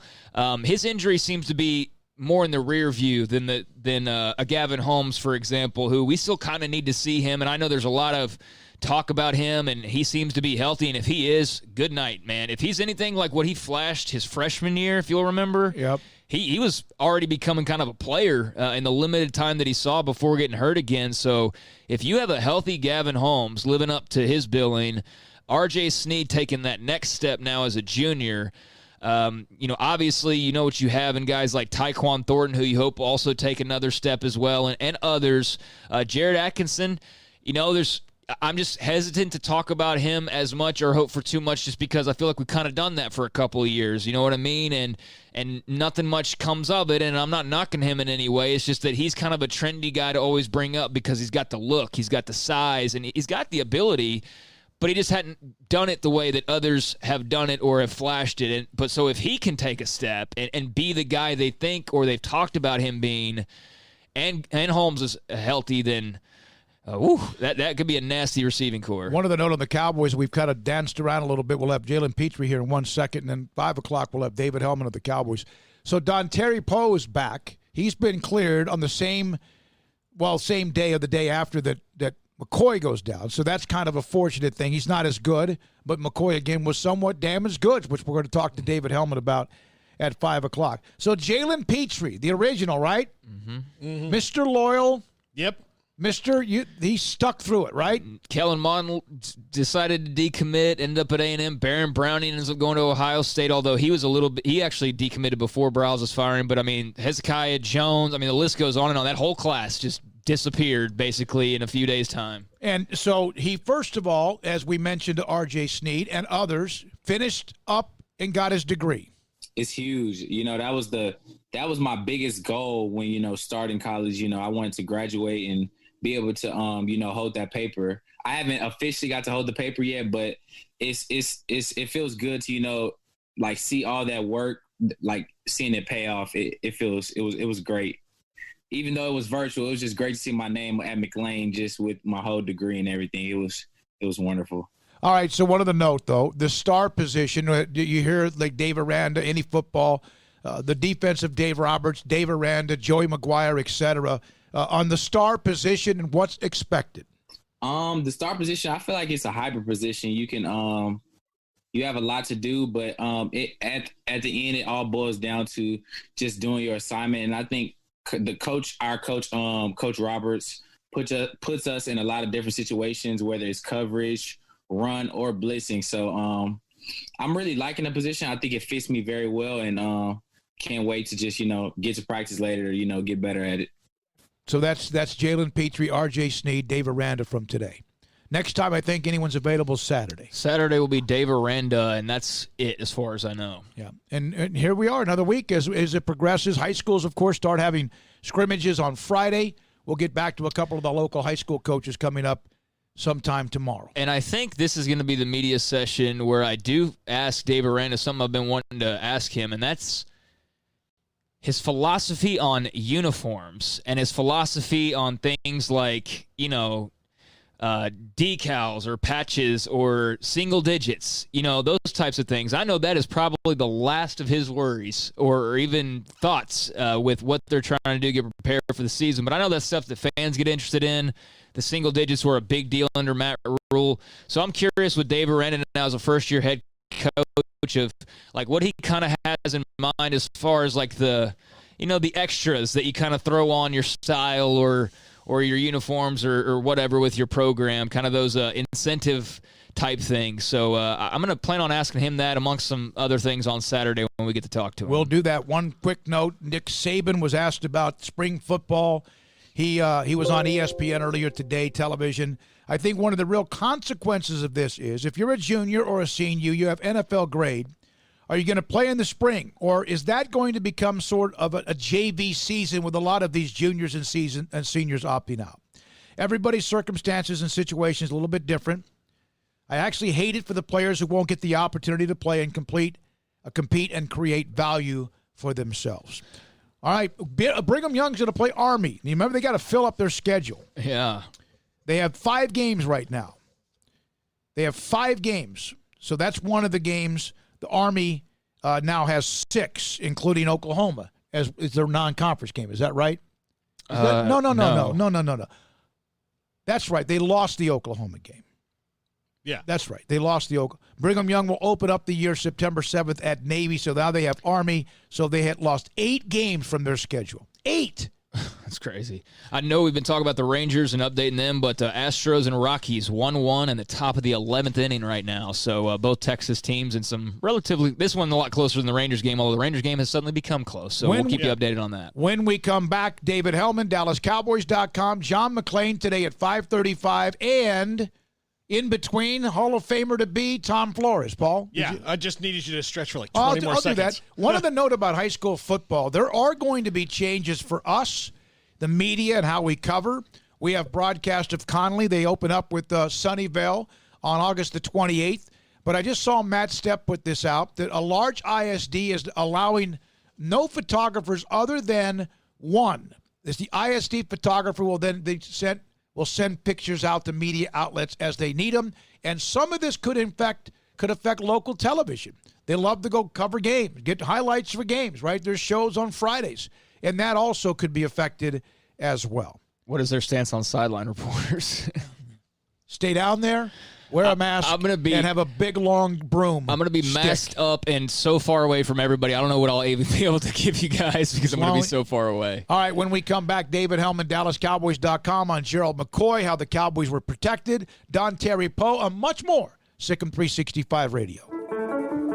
One size fits all. That may be all right for an adjustable belt or cheap sunglasses, but when it comes to your financial needs, no one wants a one-size-fits-all strategy. Cam Heathcott, your Edward Jones financial advisor, knows that his most important goals are yours. That's why he takes the time to understand your needs, knowing you. That's how Edward Jones makes sense of investing. Cam Heathcott, covering Conroe and Houston, 936-756-7717 or cam.heathcott@edwardjones.com. Edward Jones, member SIPC. In great times or tough times, you always feel better working with someone who's there for you. When it comes to great banking, people here count on the First National Bank of Central Texas, here to help you, your family, and your business. Personal banking via phone, desktop, tablet, and drive-through, and business banking tailored for all situations, including yours. Amazing tomorrows from the First National Bank of Central Texas. Familiar faces making local decisions. Member FDIC, Equal Housing Lender. Do you or your kids get nervous about going to the dentist? Stonewood Dental, Dr. Steve Childress, he can help. I've spent a career taking care of patients who as children had bad experiences, and now they're adults that hate going to the dentist. If I get a kid at 3 years old and they come every 6 months and it's a happy experience, it's normal for them. Now they have an accident at 6 or 7 or 8 at school. Now they have a broken tooth or a trauma, and they have to come here. They're used to lights, they're used to water in their mouth, they're used to experience, they already trust us. It's amazing what we can do with that kid without it being a negative thing. But if I see a 6 or 7 or 8 year old that's never been to the dentist, and now they have a trauma or an unfortunate unexpected toothache, it's harder to do that for that kid and it not be somewhat of a negative experience. So bottom line is I try to teach kids and adults and teenagers and everybody the way I'd want my family treated, which is where it's a necessary part of life. You just take care of it. It doesn't have to be that big a deal. Learn more, stonewood-dental.com. The biggest summer sale is still on at your friend in the car business, Allen Samuels in Waco. The summer clearance event is where there's still 0% for 72 and no payments for 90 days on almost everything. The world's most awarded SUV is on sale. Jeep Grand Cherokee with 0 for 72 financing and no payments for 90 days. Or choose Jeep Cherokee, Jeep Renegade, or Jeep Compass. All 0 for 72. Update your ride and save at Allen Samuels. Riverbend Liquor and Wine has their easy-to-access drive-thru open and convenient and clean in-store location on the corner of Lakeshore Drive and North 19th Street in Waco. Riverbend Liquor has the best and most extensive variety of craft beer selections in Waco and Balcones whiskey, including single malt, pot still, baby blue, French oak, rye, and brimstone. Riverbend Liquor and Wine, family-owned and operated, and a hidden gem in Waco on Lakeshore Drive and 19th Street. And find out more on Facebook and Instagram. Ideal MRI is a small family business right here in Central Texas. We're open to support you while lowering the cost of healthcare bills. When you need an MRI, ask your doctor for an Ideal MRI. Visit us at idealmri.com or call us at 833-IDEAL-MRI. Welcome back to Sikkim 365 Radio. It's time for our weekly segment with David Hellman of DallasCowboys.com. Here is Pollard all the way in for 6. The 5 o'clock hour is sponsored by Edward Jones Investments with financial advisor Brad Wilson. Investing is time and experience back to you and your money during today's changing times. Edward Jones, making sense of investing. Here's David Smoke, Paul Catalina, and Craig Smoke. All right, the Louisiana Tech Baylor game, which we discussed quite a bit yesterday, told you a little bit about what that was, the behind-the-scenes official today. Gonzaga Baylor official last night with a comment. Scott Drew joined us about that. Dave Aranda, Mack Rhoades joined us about La Tech earlier today. We've had a heck of a first couple of hours, and all those segments are up on the app under also at Sikkim 365, but also up and available on Sikkim365.com. And in the segments, some of the Baylor-related segments are also not in just the premium section, but also available in the other sections as well. Craig Smoke and Paul Catalina, David Smoke with Dylan Chapman. We appreciate Dylan being a part of the show, helping get up the various podcasts as quickly, in fact, as he has. So, David, a lot of stuff lately. Don Terry Poe, that's good news, especially a day after you lose Gerald McCoy. But how about this contract protection the Cowboys had on Gerald McCoy? Did they know he might be damaged goods, or if that's the right, probably not the fair term, but that he had some issues in the first place? I mean, if they didn't, then they really, I mean, it's the best dart throw I've ever heard of in my life. It's pretty wild. I mean, clearly they had to have had a suspicion because the injury waiver was for a quad injury on his right leg. Not only is that exactly what happened, but it happened like the very first time he suited up for the team. So, yeah, that's a little bit too big of a coincidence for me to think that it is.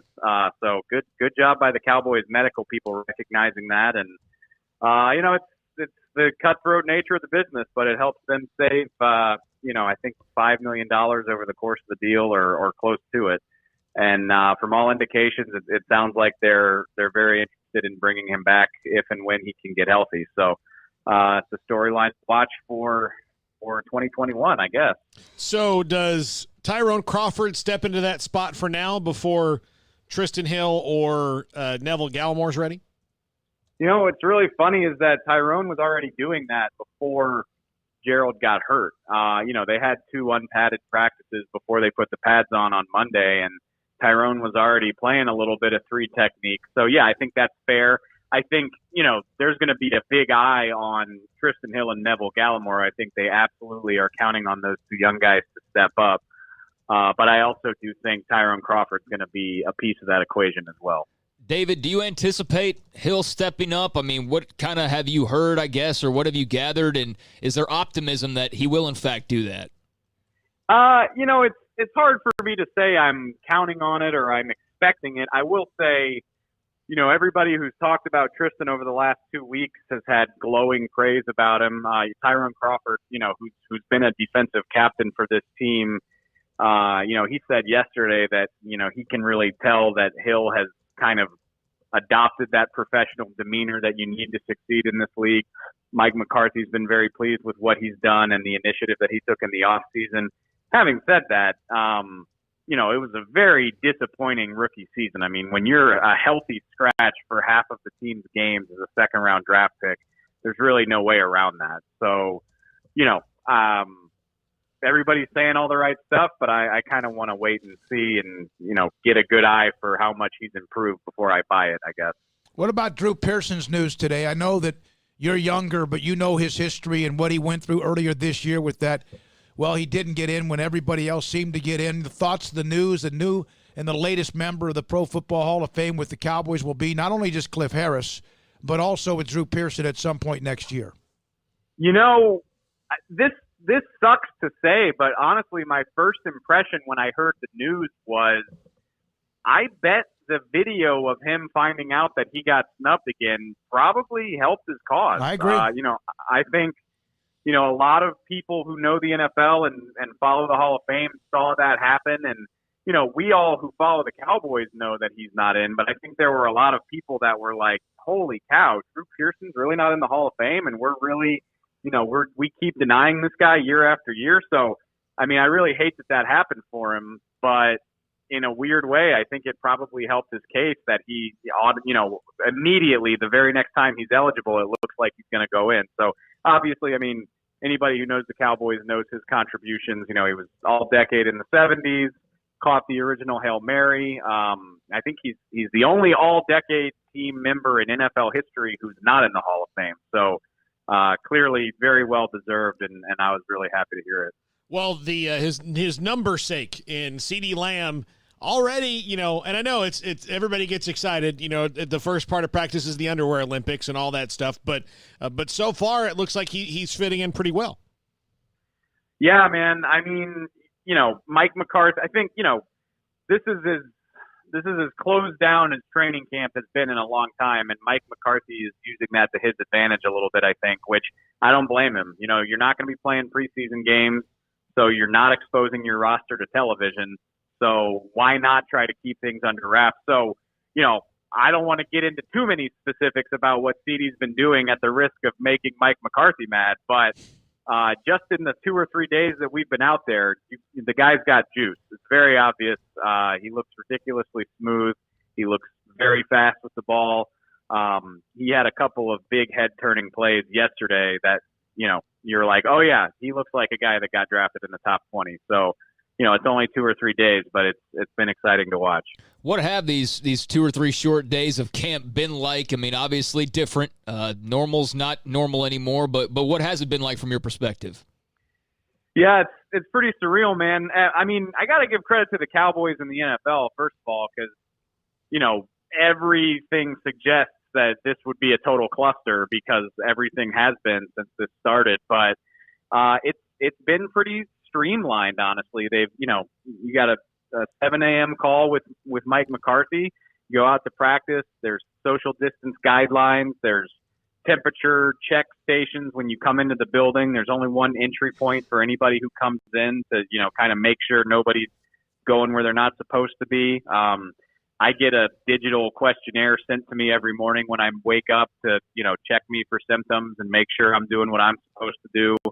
So, at least to this point, it seems like they're crossing all their T's and dotting all their I's. And, it's early, but it seems like this has been pretty successful for everybody across the league. So hopefully we can keep that up.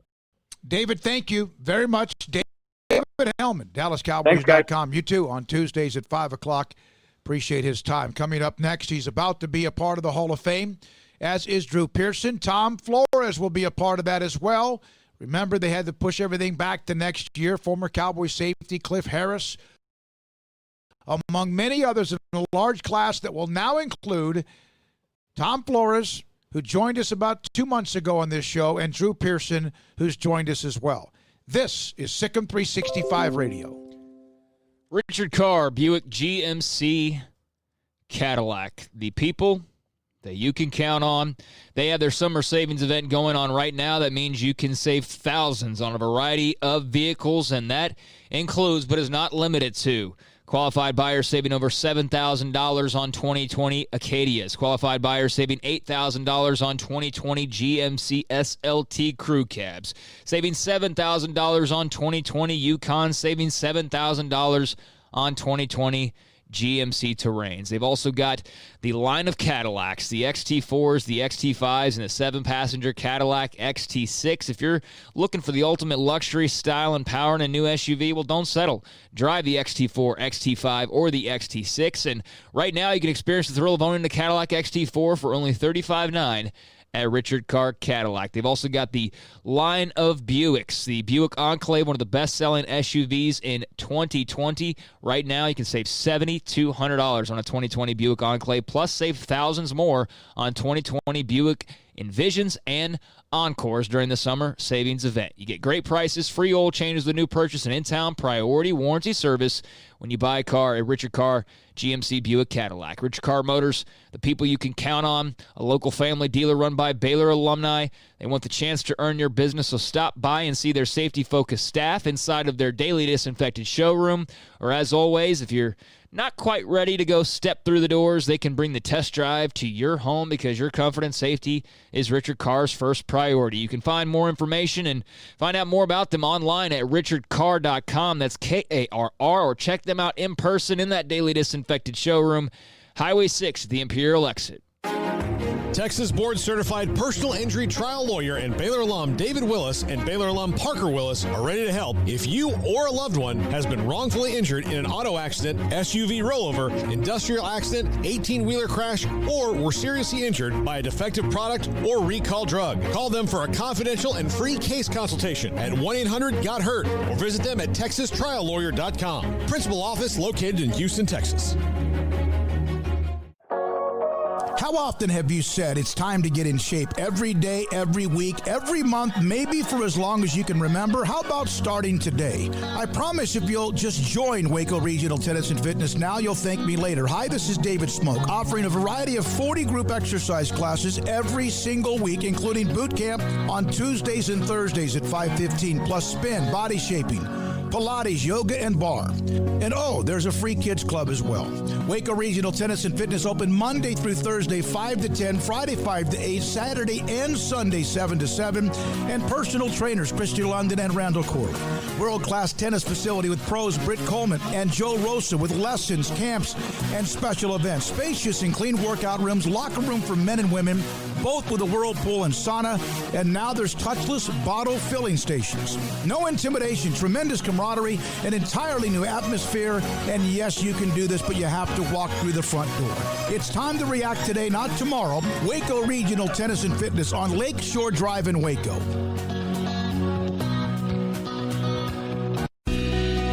Camille Johnson Realtors guide you seamlessly through the process of buying your dream home or selling your current one. Commercial, farm and ranch, or residential, Camille Johnson Realtors can smoothly and successfully lead you through any transaction with a team of 24 experienced agents who are excited about serving you. Camille Johnson Realtors services the entire greater Waco area. If you're in the market to buy or sell, contact Camille Johnson Realtors, 104 Midway Center in Woodway, or find them online at www.camillejohnson.com. Camille Johnson Realtors, elegant, charming, warm. Welcome home. Dr. Kent Petty wants you to be the highest performance man you want to be. Are you sluggish, lack energy? Do you suffer from low sex drive? Petty Clinic Low T offers discounted comprehensive lab work to check on your various levels that can make a difference. It's not only time for you to be the man you want to be with higher energy and stamina and improved sex drive, but also the healthiest and high performance man. Screening for cardiac heart disease risk, EKG, cholesterol panel, blood pressure monitoring, testosterone or growth hormone deficiency, male infertility, hepatitis C, and prostate cancer screening. Petty Clinic Low T offers replacement therapy for testosterone or growth hormones, weight management therapy, and nutritional advice. It's not only time for you to be the man you want to be with higher energy, stamina, and improved sex drive, but the healthiest and highest performance man. PettyClinicLowT.com, PettyClinicLowT.com on Old Hewitt Road, just off Highway 84 in Woodward. PettyClinicLowT.com. Welcome back to Sikkim 365 Radio. The Sikkim 365 Radio poll is brought to you by Pickup Outfitters, where everything purchased and installed comes with our famous lifetime installation guarantee and free warranty assistance. 220 Lake Air Drive or createacommotion.com. So today, David Baker, the powerful, the towering figure of the Pro Football Hall of Fame, made a couple of phone calls. We know that the large class of 2020 was huge and it got pushed back to next year. And now that class will add the names of former Cowboys wide receiver Drew Pearson and also one of our first guests we had on this show, former Raiders and Seahawks coach and Raiders player, Tom Flores, is going to be a part of that. Tom, we're thrilled for you. We almost feel like you're a part of our team. You may not feel that way, but we do. What did that phone call mean to you, and did you expect it? Well, I didn't know what they were doing. I knew they were, I didn't know what they were going to do this year. After last year was very confusing this past season. This pandemic has gotten everything turned upside down as far as when do they do this, when do they celebrate, when do they induct. So I wasn't really paying much attention to it. I was kind of discouraged because I came so close and no cigar. So all of a sudden when I started, I was at the eye doctor and my phone started ringing. I said, "What are all these people calling me for?" and then I see on my cell phone there's a call and a message from David Baker. I said, "Oh, the Hall of Fame. They must be firing up again." And then when I got out of there, I finally realized what it was. I finally talked to David Baker, and then he told me the whole story. So then I got excited. A little guarded though because I've come so close, and so I have to be a little guarded, but not. But very encouraged after talking to David Baker. I was very upbeat. How much do you think about it, in retirement, about the Hall of Fame, and how much do you have to, like you said, guard against it so you don't kind of let your emotions get the better of you? Well, I don't want it to consume me or my family and my friends, because, when 2 years ago when I was in Atlanta waiting for the knock or phone call, when I got that phone call, I tell you, it was like somebody had just pulled a plug. All the air went out of me. I didn't expect that. I didn't expect that I would not make it. So I was pretty deflated, and so since then, this past year, it was so confusing the way it was done that I got discouraged. So to be honest with you, I wasn't even trying not to even think about it. Hey, whatever happens, happens. I have no control. I don't have I'm my own PR guy. I've got some guys in that room that are on my side, but there's guys in that room that are everybody's side, on other coaches' side too. And so I said, whatever happens, happens, and that's really what was my attitude, and that's what happened. How many calls and texts do you figure you've gotten over the last few hours? Oh, I don't know, probably I don't know, 50 maybe. Wow. Well, we appreciated you answering my call because we wanted to get you. As soon as I heard the names, and we did reach out to Drew, and he'll be on with us very soon, but you can imagine he was hammered as well, and the fact that with his schedule, also the fact I just reached out to you. We're so happy. I mean, we're thrilled for you. You mentioned that you weren't sure if this would ever happen. There's a lot of people that fought for you on this, and a lot of them are the media members that are a part of that room. What does it mean, do you think, that yet another Raider, Seahawk, is going into the Hall of Fame? Oh, I think I just very proud. I'm very proud, first of all, to be in this profession, to have been in this profession, and been in professional football in some capacity for almost 60 years. That is something that I'm very proud of, and I don't think too many people can claim that. I started out, it's funny because I just did an article the other day on the very first training camp ever in 1960 by the Raiders in Santa Cruz, California. And it just came out public last week in the Santa Cruz paper. So, and then here we are, 61 years later going on.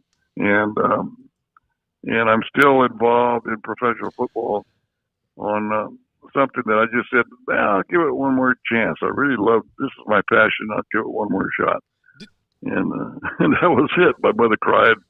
I rode off into the sunset to try out with this team called the Oakland Raiders and had to get a map to find out where Oakland was. Does it feel like 60 years, or does it feel a lot faster than that? No, it feels like yesterday. I mean, they were trying to get guys to interview. Jim Otto and I were the only ones they could interview. I don't know how many of us are still around. To be honest, that's everybody was in their 20s by that time, and so that's quite a while back. And it doesn't feel like that long ago when we were playing in Kezar Stadium and then Candlestick Park and the Polo Grounds at Fenway Park, and it was just. A lot of things have happened in pro football, and now you go. And I went down the other day to see I went over to see the new facility of the Raiders training camp and their offices, and my God, it's just overwhelming. Tom, the other person that received a call today was Drew Pearson, and you know how his emotions have been to go in and be a part of the same day as he received his phone call. Does that make it even more special, knowing his passion and his impact on pro football as well? Well, first of all, Drew Pearson was a class guy. I didn't know him very well, but you don't have to know somebody real well in this business to get a feeling for him. And he was always very professional in how he did things, and he played for the right organization, really. And classy, and there are a lot of guys like that that kind of you don't go out tooting your horn all the time that get passed by.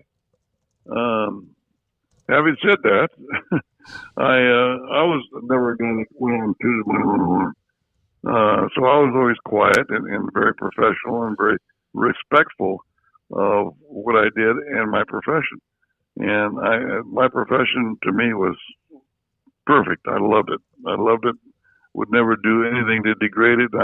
I'm really proud of just please pass on my congratulations to Drew, because it'd be fun if we can go in together. Well, I think that's going to happen. We appreciate you, Coach. Anything else, guys? Really do appreciate you. Congratulations. That's all. Congratulations. That's all that needs to be said. It's about time. Enjoy it. I'm sure you will, and can't wait for that moment when they get back to Canton, Ohio, in normalcy, we hope, at the Pro Football Hall of Fame. Yeah. Thanks, guys. Appreciate it. Thanks for the call. Tom Flores, he coached with the Raiders, of course, Super Bowls, and then Seahawks. He played the game as well. Was it Buffalo he played for a little bit? I know he played in the NFL. Kansas City, right? Yeah. And he was a part of that list that we had early on where we just threw all sorts of names at you because there was nothing going on like the Rangers game now or the NBA playoffs or anything else. As a player, he played in 1958 for the Salinas Packers. I'm not at all looking at Wikipedia right now. The Raiders from 60 to 66, Bills from 67 to 69, then also just a short stint with the Chiefs there in 1969 as well. So those were his stop-ins as a player and then as a coach. QB coach with Buffalo in 71, wide receivers coach Raiders 72-78, head coach obviously with both Oakland and LA Raiders 79-87, and then head coach Seahawks 92-94. So those are his stop-ins. Lots of guys from that franchise. Those two, the Raiders and Cowboys, have put a bunch of people into the Pro Football Hall of Fame. And we do now two more. Do need to make mention that this isn't officially official. They still have to go through the voting process, but John McClain, who I know we're going to talk to, has said apparently on Twitter that it's like all but a guarantee, and that's why we're having Tom Flores on and Drew Pearson's being celebrated, because it's going to be official. It's just a matter of actually getting 48 people into the room, getting 80% of the vote, and I would think, I don't know about you guys, but I would imagine, especially after the reaction today, that both of those guys will clear that 80% hurdle amongst those 48 voters with relative ease. I would hope, at least. Yeah, that would be the ultimate, like, oh my gosh, they can't do that. They just absolutely cannot. Astros, by the way, came back to tie the game when extra innings. Their winning streak is now 6. Yep, and 13-10 on the year. They got the W, so nice win for the Astros. And after sitting there kind of hovering below and then right at 500, now as you mentioned, 3 games over, final in 11. Rangers, meanwhile, still trying to scrape away a couple more runs. Bottom of the 6th, they are down 6-4. To the Padres, and you want me to provide some other scoring updates while we're doing this, or you want to hold off? Yeah, go ahead. You don't have to say it too complicated. No, just that's for baseball, for what matters in baseball right now. In the Stanley Cup playoffs, Flames and Stars, after the end of the first period, that series tied at 2-2. They are tied at 1 apiece. They're in Game 5. Later on tonight, we'll have the potential of the Islanders moving on as they're up 3-0 on the Capitals. That's tonight at 7. Got Golden Knights and Blackhawks. Vegas leads that 3-1. Also, the Flyers earlier today beat the Canadiens 2-0. So they now are 1 game away, up 3-1 in that series from putting the Canadiens to bed and moving on to the next round. And then over in the NBA, game about to come to a close. The Heat up 11, 111-101 on the Pacers over on over on TNT. Less than a minute to go in that game. So that is, obviously, we're starting all these series as of yesterday. So it looks like the Heat will take a 1-0 lead later on tonight. Game number 1 Western Conference on TNT, the Rockets and the Thunder. That's going to be actually not tonight, but here in about 3 minutes. That'll be starting here pretty soon. And then you'll have the Lakers and the Trailblazers later tonight in the nightcap. All right. One note about that Duncanville schedule I mentioned, how they're going to go zones in 11-6A. One of the games they're going to play October the 9th at Globe Life Park is the IMG Academy. Mm-hmm. I thought that the Texas boycotted High School Coaches Association said, hey, we don't need to play them anymore.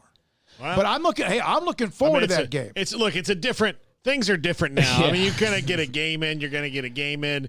IMG Academy is going to need the look. You know who has a hard time playing them is the schools in Florida. They're getting sick of it.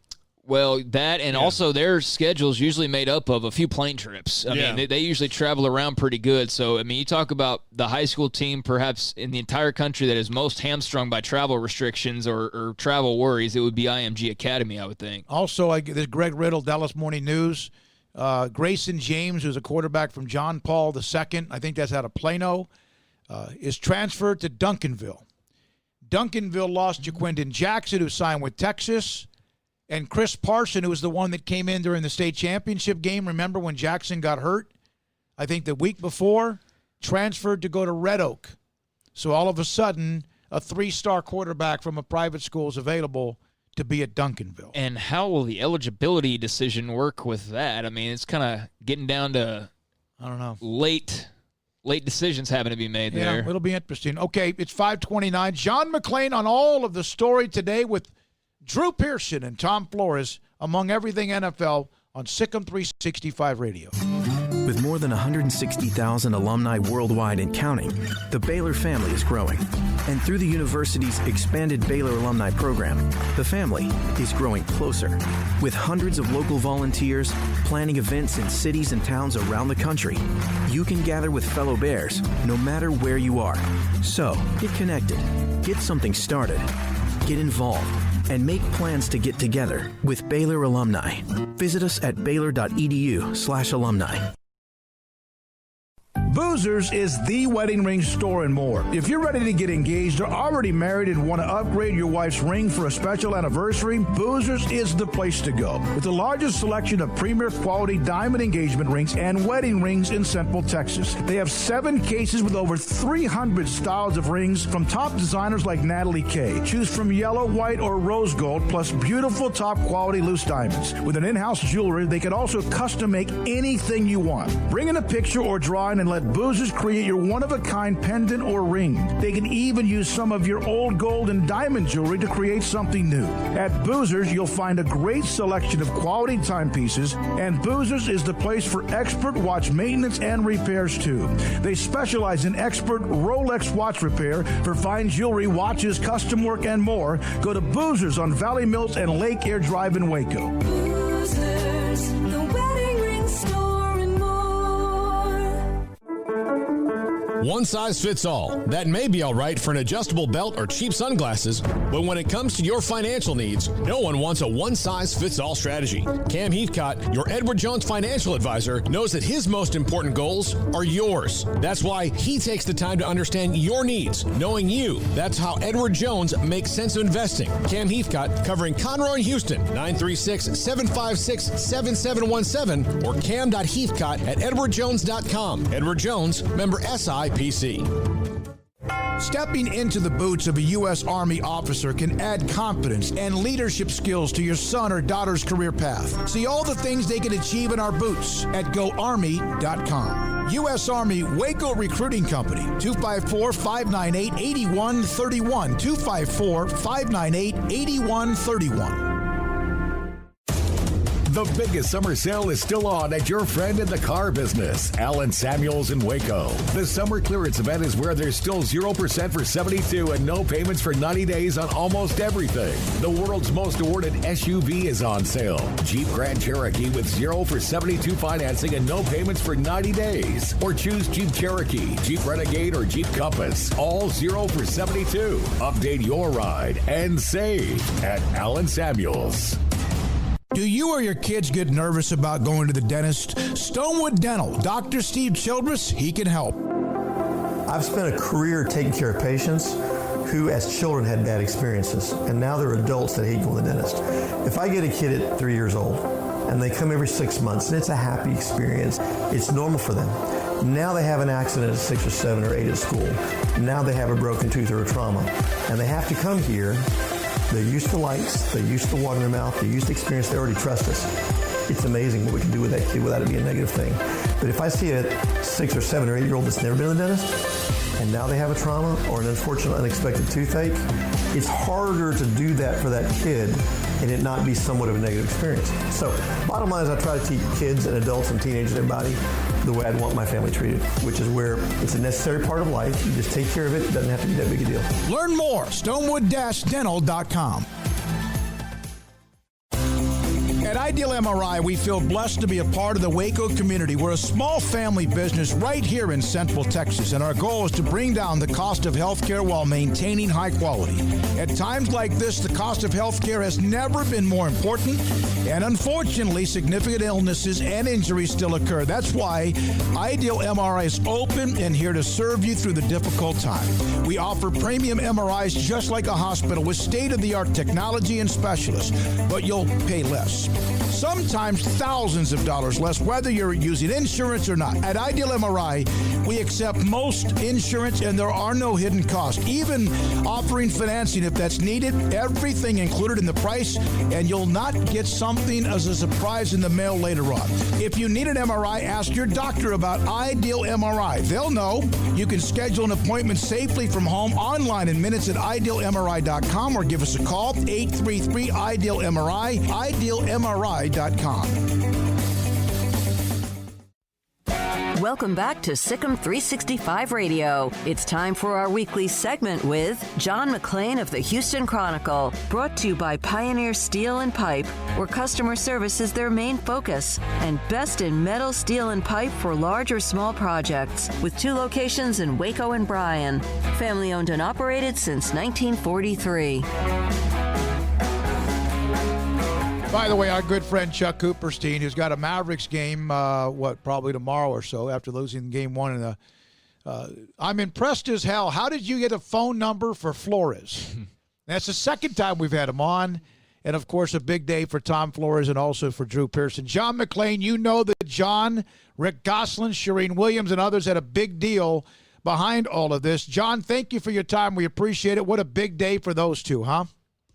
It was. There's 5 of us on the seniors committee and the new coaches committee. Me, Rick Gosselin, Ron Borges, Boston, Jeff Legwell, Denver, and Ira Kaufman from Tampa. We had a Zoom call. Usually we would go to Canton for 2 days. So we had a Zoom call over 5.5 hours. We had 12 senior finalists. We had 6 coach finalists. And I was so happy to see Drew Pearson be the senior nominee, and of course Tom Flores too. Now this means they're finalists for the Pro Football Hall of Fame vote when we meet the day before the Super Bowl, but our regular committee always rubber stamps these nominations, so it's guaranteed. It's just a formality. Tom Flores and Drew Pearson will be in. I was on that Centennial committee in the summer that was an unbelievable experience for me. And I was stunned Drew Pearson didn't get in. I was glad to see Cliff Harris make it. But Pearson, I know, was devastated. I was told that he had TV crews at his house and to record his reaction when he got it, and he didn't, and he was obviously disappointed. And when we called him today, at first he didn't answer. So Rick Gosselin texted him and said, "Answer your phone." So then Dave Baker, the president of the Hall of Fame, called back, and Drew answered, and Dave told him the situation. And one of the things I like doing this, being on these subcommittees, senior committee, coach committee, is you hear their reaction when they get a call. And so Drew, when he told David Baker, "Thanks for calling. You've made my day. You've made my life." Wow. And that was, boy, you talk about moving. That was one moving experience. John, what was it about? I know we've asked you this before, but what was it about Drew Pearson that kept him out? He's just one of those guys that just kind of kept falling through the cracks? If you look at Pearson's numbers, they pale in comparison to a lot of receivers. Today, Stanley Morgan of the Patriots, all of his stats blew Pearson away. But the thing about Drew, I think, is when I think of the Cowboys and Roger Staubach, I think of Staubach and Pearson and clutch plays, big plays in crucial situations. And I have no idea why we took him over Ken Anderson, Cliff Branch, Roger Craig, Randy Gradishar, L.C. Greenwood, Chuck Howley, who I think is very deserving, Joe Klecko, George Kuntz, Morgan, Tommy Nobis, and Ken Riley. I don't know. And I knew he had a good chance because we did that list from 12 to 5 to 3 to 2 to 1. And I was so happy that Pearson got it because he's long overdue. John, I guess I'll ask you the same question, but about Tom Flores. Why now for him? Well, one of the things about Tom Flores, I think through the years, a lot of people thought, okay, he worked for Al Davis. Al Davis did a lot of coaching. He picked the players. Flores went to Seattle as coach and general manager and bombed out. And you can't write the history of the NFL without Flores, first Hispanic quarterback, first Hispanic coach, first Hispanic coach to win a Super Bowl, first Hispanic to be a general manager and a team president. And one of the things we look closely at, when he went to Seattle, his owner, Ken Behring, was awful. He wouldn't spend money. The team was terrible. Flores made a bad decision to go there. And the other thing that helped, I believe, the coaches were always in the same category as players. When we created the contributors category 5 years ago, I told the Hall of Fame, you should put the coaches in a contributors category, and they wouldn't do it. So now, this year, they created a separate category for coaches, and for the next 4 years, on a trial basis, we'll have one senior, one coach, and one contributor. And and the other finalists for the coach with Flores were Don Coryell, Mike Holmgren, Buddy Parker, Clark Shaughnessy, and Nick Vermeil. Buddy Parker, who won 2 championships with the Lions, and think about that for a second. 2 championships with the Lions. That was in the 50s, and that guy was with Bobby Lane, the great Lions quarterback from Highland Park and UT, really created the 2-minute drill.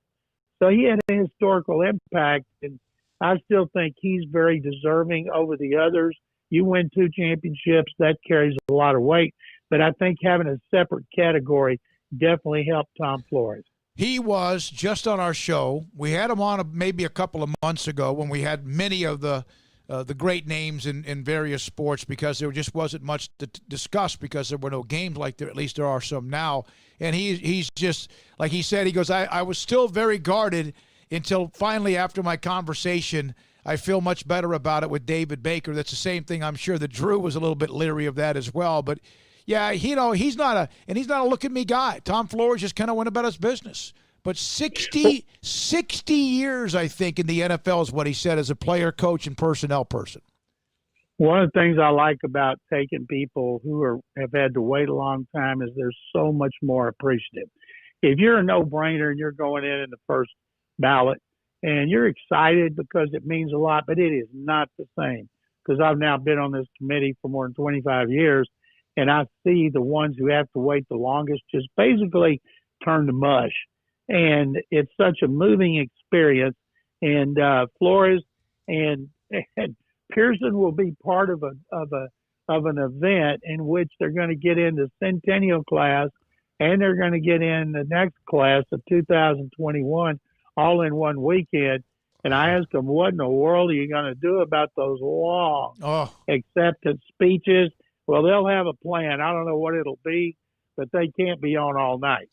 John, I don't believe I've asked you this before, and if you've said it to these guys before, I apologize, but how did you become a Hall of Fame voter? Like, what happened or what occurred that led to that, and just how gigantic I can imagine what an honor that was? It's the most, it is the most, Craig, incredible responsibility you could have. And I tweeted today what a privilege it is to be on the committees. I'm on the 48-member selection committee, 5 members senior committee, the 5-member coach committee, and David and I are on the Texas Sports Hall of Fame selection committee. But knowing how much it means to the players, coaches, contributors, and their families and their friends, it's an enormous responsibility. We get a lot of criticism for it. We're not going to get any criticism for these two. And it's just such an honor. And I got on it originally. You got to be at least 10 years covering the NFL to be on our committee. And when our longtime Houston representative, Mickey Herskowitz, I went for him when I was at the Super Bowl, and I had to sub for him for 3 years. And then when Mickey retired, it was a natural thing to put me on representing Houston. And then when the Oilers moved, and we didn't know if we were going to get another team, they moved me to an at-large as an at-large member, and then they put me back on Houston. So it's something that, when I think about growing up in Waco, playing football in the backyard with the kids in the neighborhood, and now all those guys we used to pretend like we were those guys, I know them or I've met them, been around them. It's just still mind-boggling to me when I go to Canton and I see these guys and remember what it was like, for they were the heroes of my youth. Yeah, no question. Yeah, John, when I went a couple of years ago, that gold jacket dinner is the most, for any football fan, it just knocks you on the floor. It's so amazing. I told people for years, Paul, if you go to Canton, try to go in induction weekend when the city of Canton, which is about the size of Waco, 100,000, and it swells to 250,000. They put people in Akron and in the Amish country, and they put people in Cleveland. And it's such a big event, especially the parade.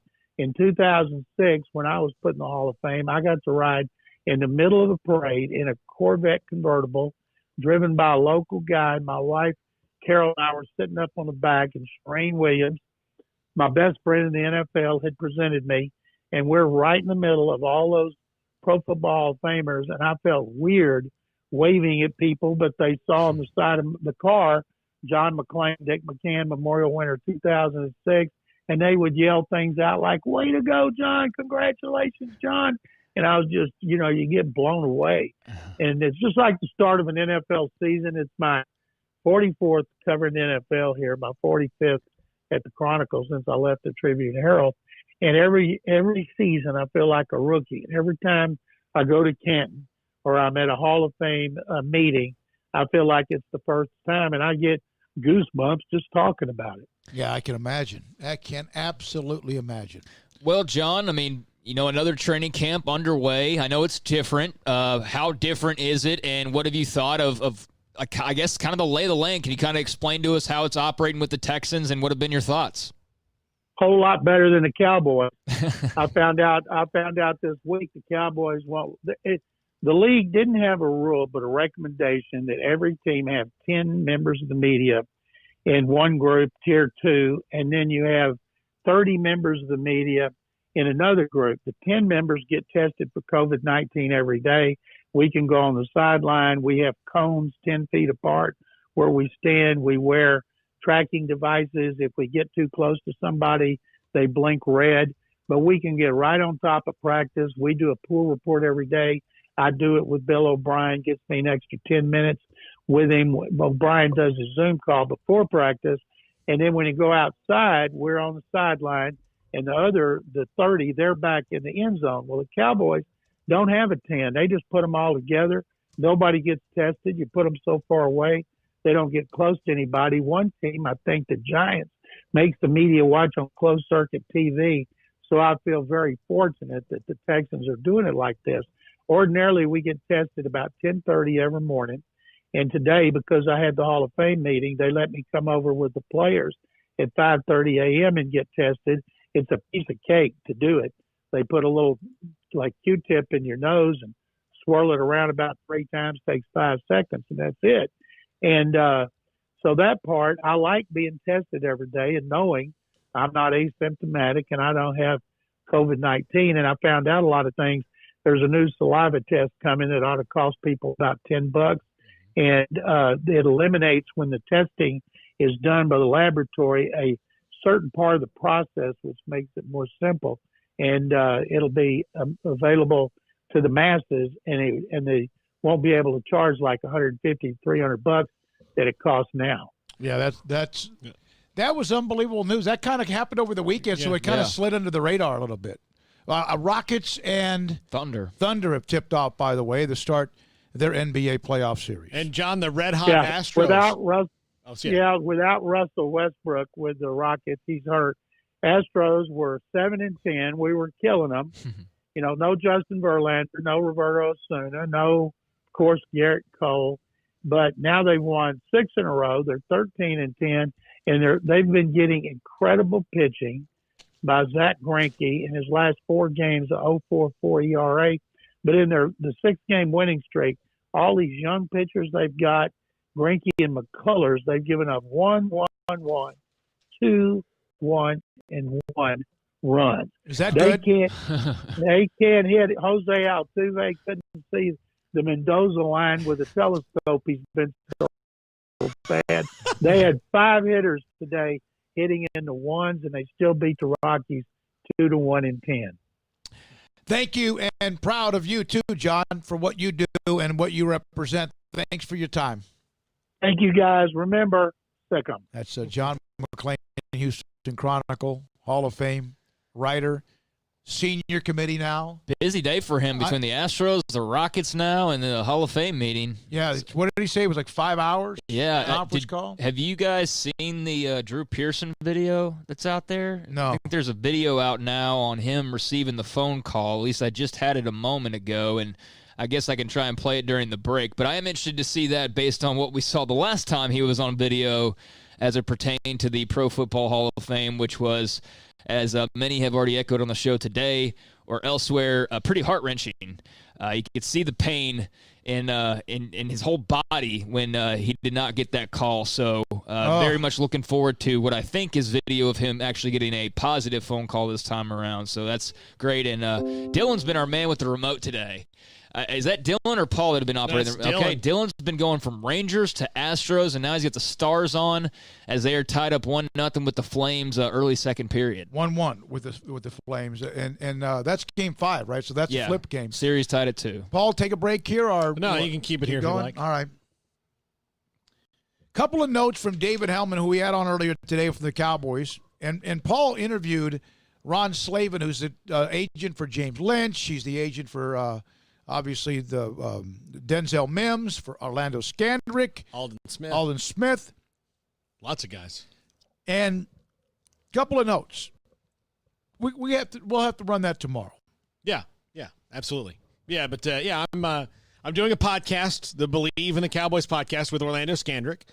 And last night, for our episode this week, we interviewed his former agent, Ron Slavin, and he was great, talking about mostly – the agent's role in this offseason of, there's no real offseason for these guys. They can't be with the teams, they have to be apart, and these injuries are going to happen all over the place. And so it was really good stuff, plus some just good stuff about what it's like to be an agent, and especially having a client. He talked about Orlando played for years with a chip on his shoulder, and this guy's getting more money than me. Ron, fix this. Or how many? They talk about fix this. Orlando said on the podcast that he almost fired Ron like every other year, and he's like, and then Ron would be like, "Fine, whatever you want to do," but just knew like the psychology of being an agent. So like your dad and Kyle Louis. Yes, exactly like that. And so like Kyle Louis had to do, just let him have his moment. And the thing is, being an agent, when you're the main guy, you have to be everything to all your clients, and you have to be different to each one because they're not all the same. So we'll just use he mentioned James and Denzel, and he said, those guys, they're one way. And then, there's other guys that are a different way. So, you have to just take it as it comes. It was really interesting. Yeah, I would think that Denzel Mims and James Lynch are a far cry from Orlando Scandrick, as far as personality goes, just based on seeing all three of those guys in live action and off the field and whatnot. But let me ask you this, because you just start, how long have you in Orlando been doing this now? It was our third. Third episode. So everybody go subscribe on iTunes. Say the name again. It's the Believe in the Cowboys podcast. So and BLEAV, Believe. That's the company. BLEAV Cowboys podcast. Go check that out, guys. But I know that you and Orlando are trying to get to know each other, and trying to also not only get to know each other, but know each other in a professional manner as well, and how you're going to do this show. And so you told him that, hey, we can have guys on if you want. And, I mean, obviously he's got a lot of connections. So how did he find it having, a guest on that he's familiar with and being able to have that kind of exchange? It was the best one of our three so far because he loosened up because it was somebody he knew. Right. And Ron really helped with that. So part of it was just letting him know what the part of the business is because he's very new to it. Yeah. And, kind of letting him find his voice. So it's been good. And Orlando is, I mean, he's not I'll just tell you, and he would tell you this, he's very serious. He's a very serious dude. And I would think that in the majority of the podcasting world, even if you're doing if you're doing the serial podcast about a murder, your personality still isn't as serious as maybe Orlando's is a lot of the time. So that's something that he's gonna have to kind of loosen up and let people in a little bit. And that's what last night did. That's what I kept telling him was hey, just let people in. People want to know your career. They want to know your stories. You've got great stories. Do you feel like it kind of sunk in with him once y'all had the guests on? He's like, oh, okay, I get it. Yeah, now he's like, oh, we can get this person and this person. I'm like, absolutely. Yeah, please. That's what we do. I told him, Orlando, I have two other guys on the show with me. There's three of us. We do not need to have a guest. Right. We can do 3 hours, no problem, no guest. It doesn't bother us. But our show is better when we bring different voices on because it's fun for us and it's fun for them. So our audience. And our audience. Yeah, it brings it in. We have an audience. I said, plus, there are days where, you know what, I need somebody more entertaining than me right now to kind of lift it up so it's not the same all the time. I saw this on SI.com, by the way. John Hoover, who works up in the Tulsa area. The Big 12 Conference is about to have its 25th season. Wow. I'm old. So they're going to do a top 25 players in Big 12 history. And see, here's the problem I have with this. All right, one Vince Young, two. Yeah, probably would be Vince Young, I would think. Yeah, probably. Johnny Manziel. Mm-hmm. He wasn't a Big 12 player. Oh, that's right. That's after he had just left. That's that was exactly right when A&M entered the SEC. I guess he was for his redshirt year, right? Yeah. Dominican Sue, top 10? Yeah. Oh gosh. Top 5 better be. Colt McCoy will be. Yeah, some of the Heisman. Oklahoma's had a handful. Who is a guaranteed, who in your mind is a guaranteed top 5 guy? Say Vince Young and Dominican Sue. That's 2 right there. Adrian Peterson. Cedric Benson. Yeah. And we're looking at just 3 schools right now. Yeah. Benson. Well, RG3. no. Ricky Williams was the third year of the Big 12, and so you got to Eric Crouch. Yeah. Well, he won't be in top 5, but he should be top 25. Trophy. But I mean, so here's what they've done. They have a 3-way tie for 25th. Oh, I hate this. And I don't agree with it. Robert Griffin III is tied with Patrick Mahomes and Jason White. That's BS, man. That is straight up BS. This is giving Patrick Mahomes, who was a phenomenal stat machine, too much credit. And I love the kid. We like him a lot. Craig, you cover. Yeah. We know that story. Jason White was a really good player, but the 2 other guys won Heisman trophies. I know. They won Heisman trophies. Patrick Mahomes was never. There's nothing wrong with in... leaving him off a list. It's like the Texas High School Football Hall of Fame. We have this debate all the time. Damn it, there's too many guys that sometimes get in because of what they did in college or the pros and not what they did in high school. And too many guys who didn't play in college or the pros don't get in because they might have just been a great player at Decatur. Dude, that is totally bogus. Patrick was great, but his teams were never that good. Hi, Katie Engelson. On TV there. but he was never that good. Look, it's a duck, except it's not. Yeah. Well, it's a swan. Yeah. I'm just very inspired by Blue Cross Blue Shield of Texas. Yeah, so, I mean, you're talking about 2 Heisman Trophy winners whose teams were like number 1 in the country at various points or playing for national titles, and Patrick never even sniffed a Big 12 title game. Or, I mean, a Big 12 championship. He couldn't play in a title game. That's ridiculous. He was 500 basically as a quarterback. And look, he was overlooked for probably a lot of things because people looked at his team's record and not what he was actually doing and not realizing, like, he doesn't really have a whole lot to work with here.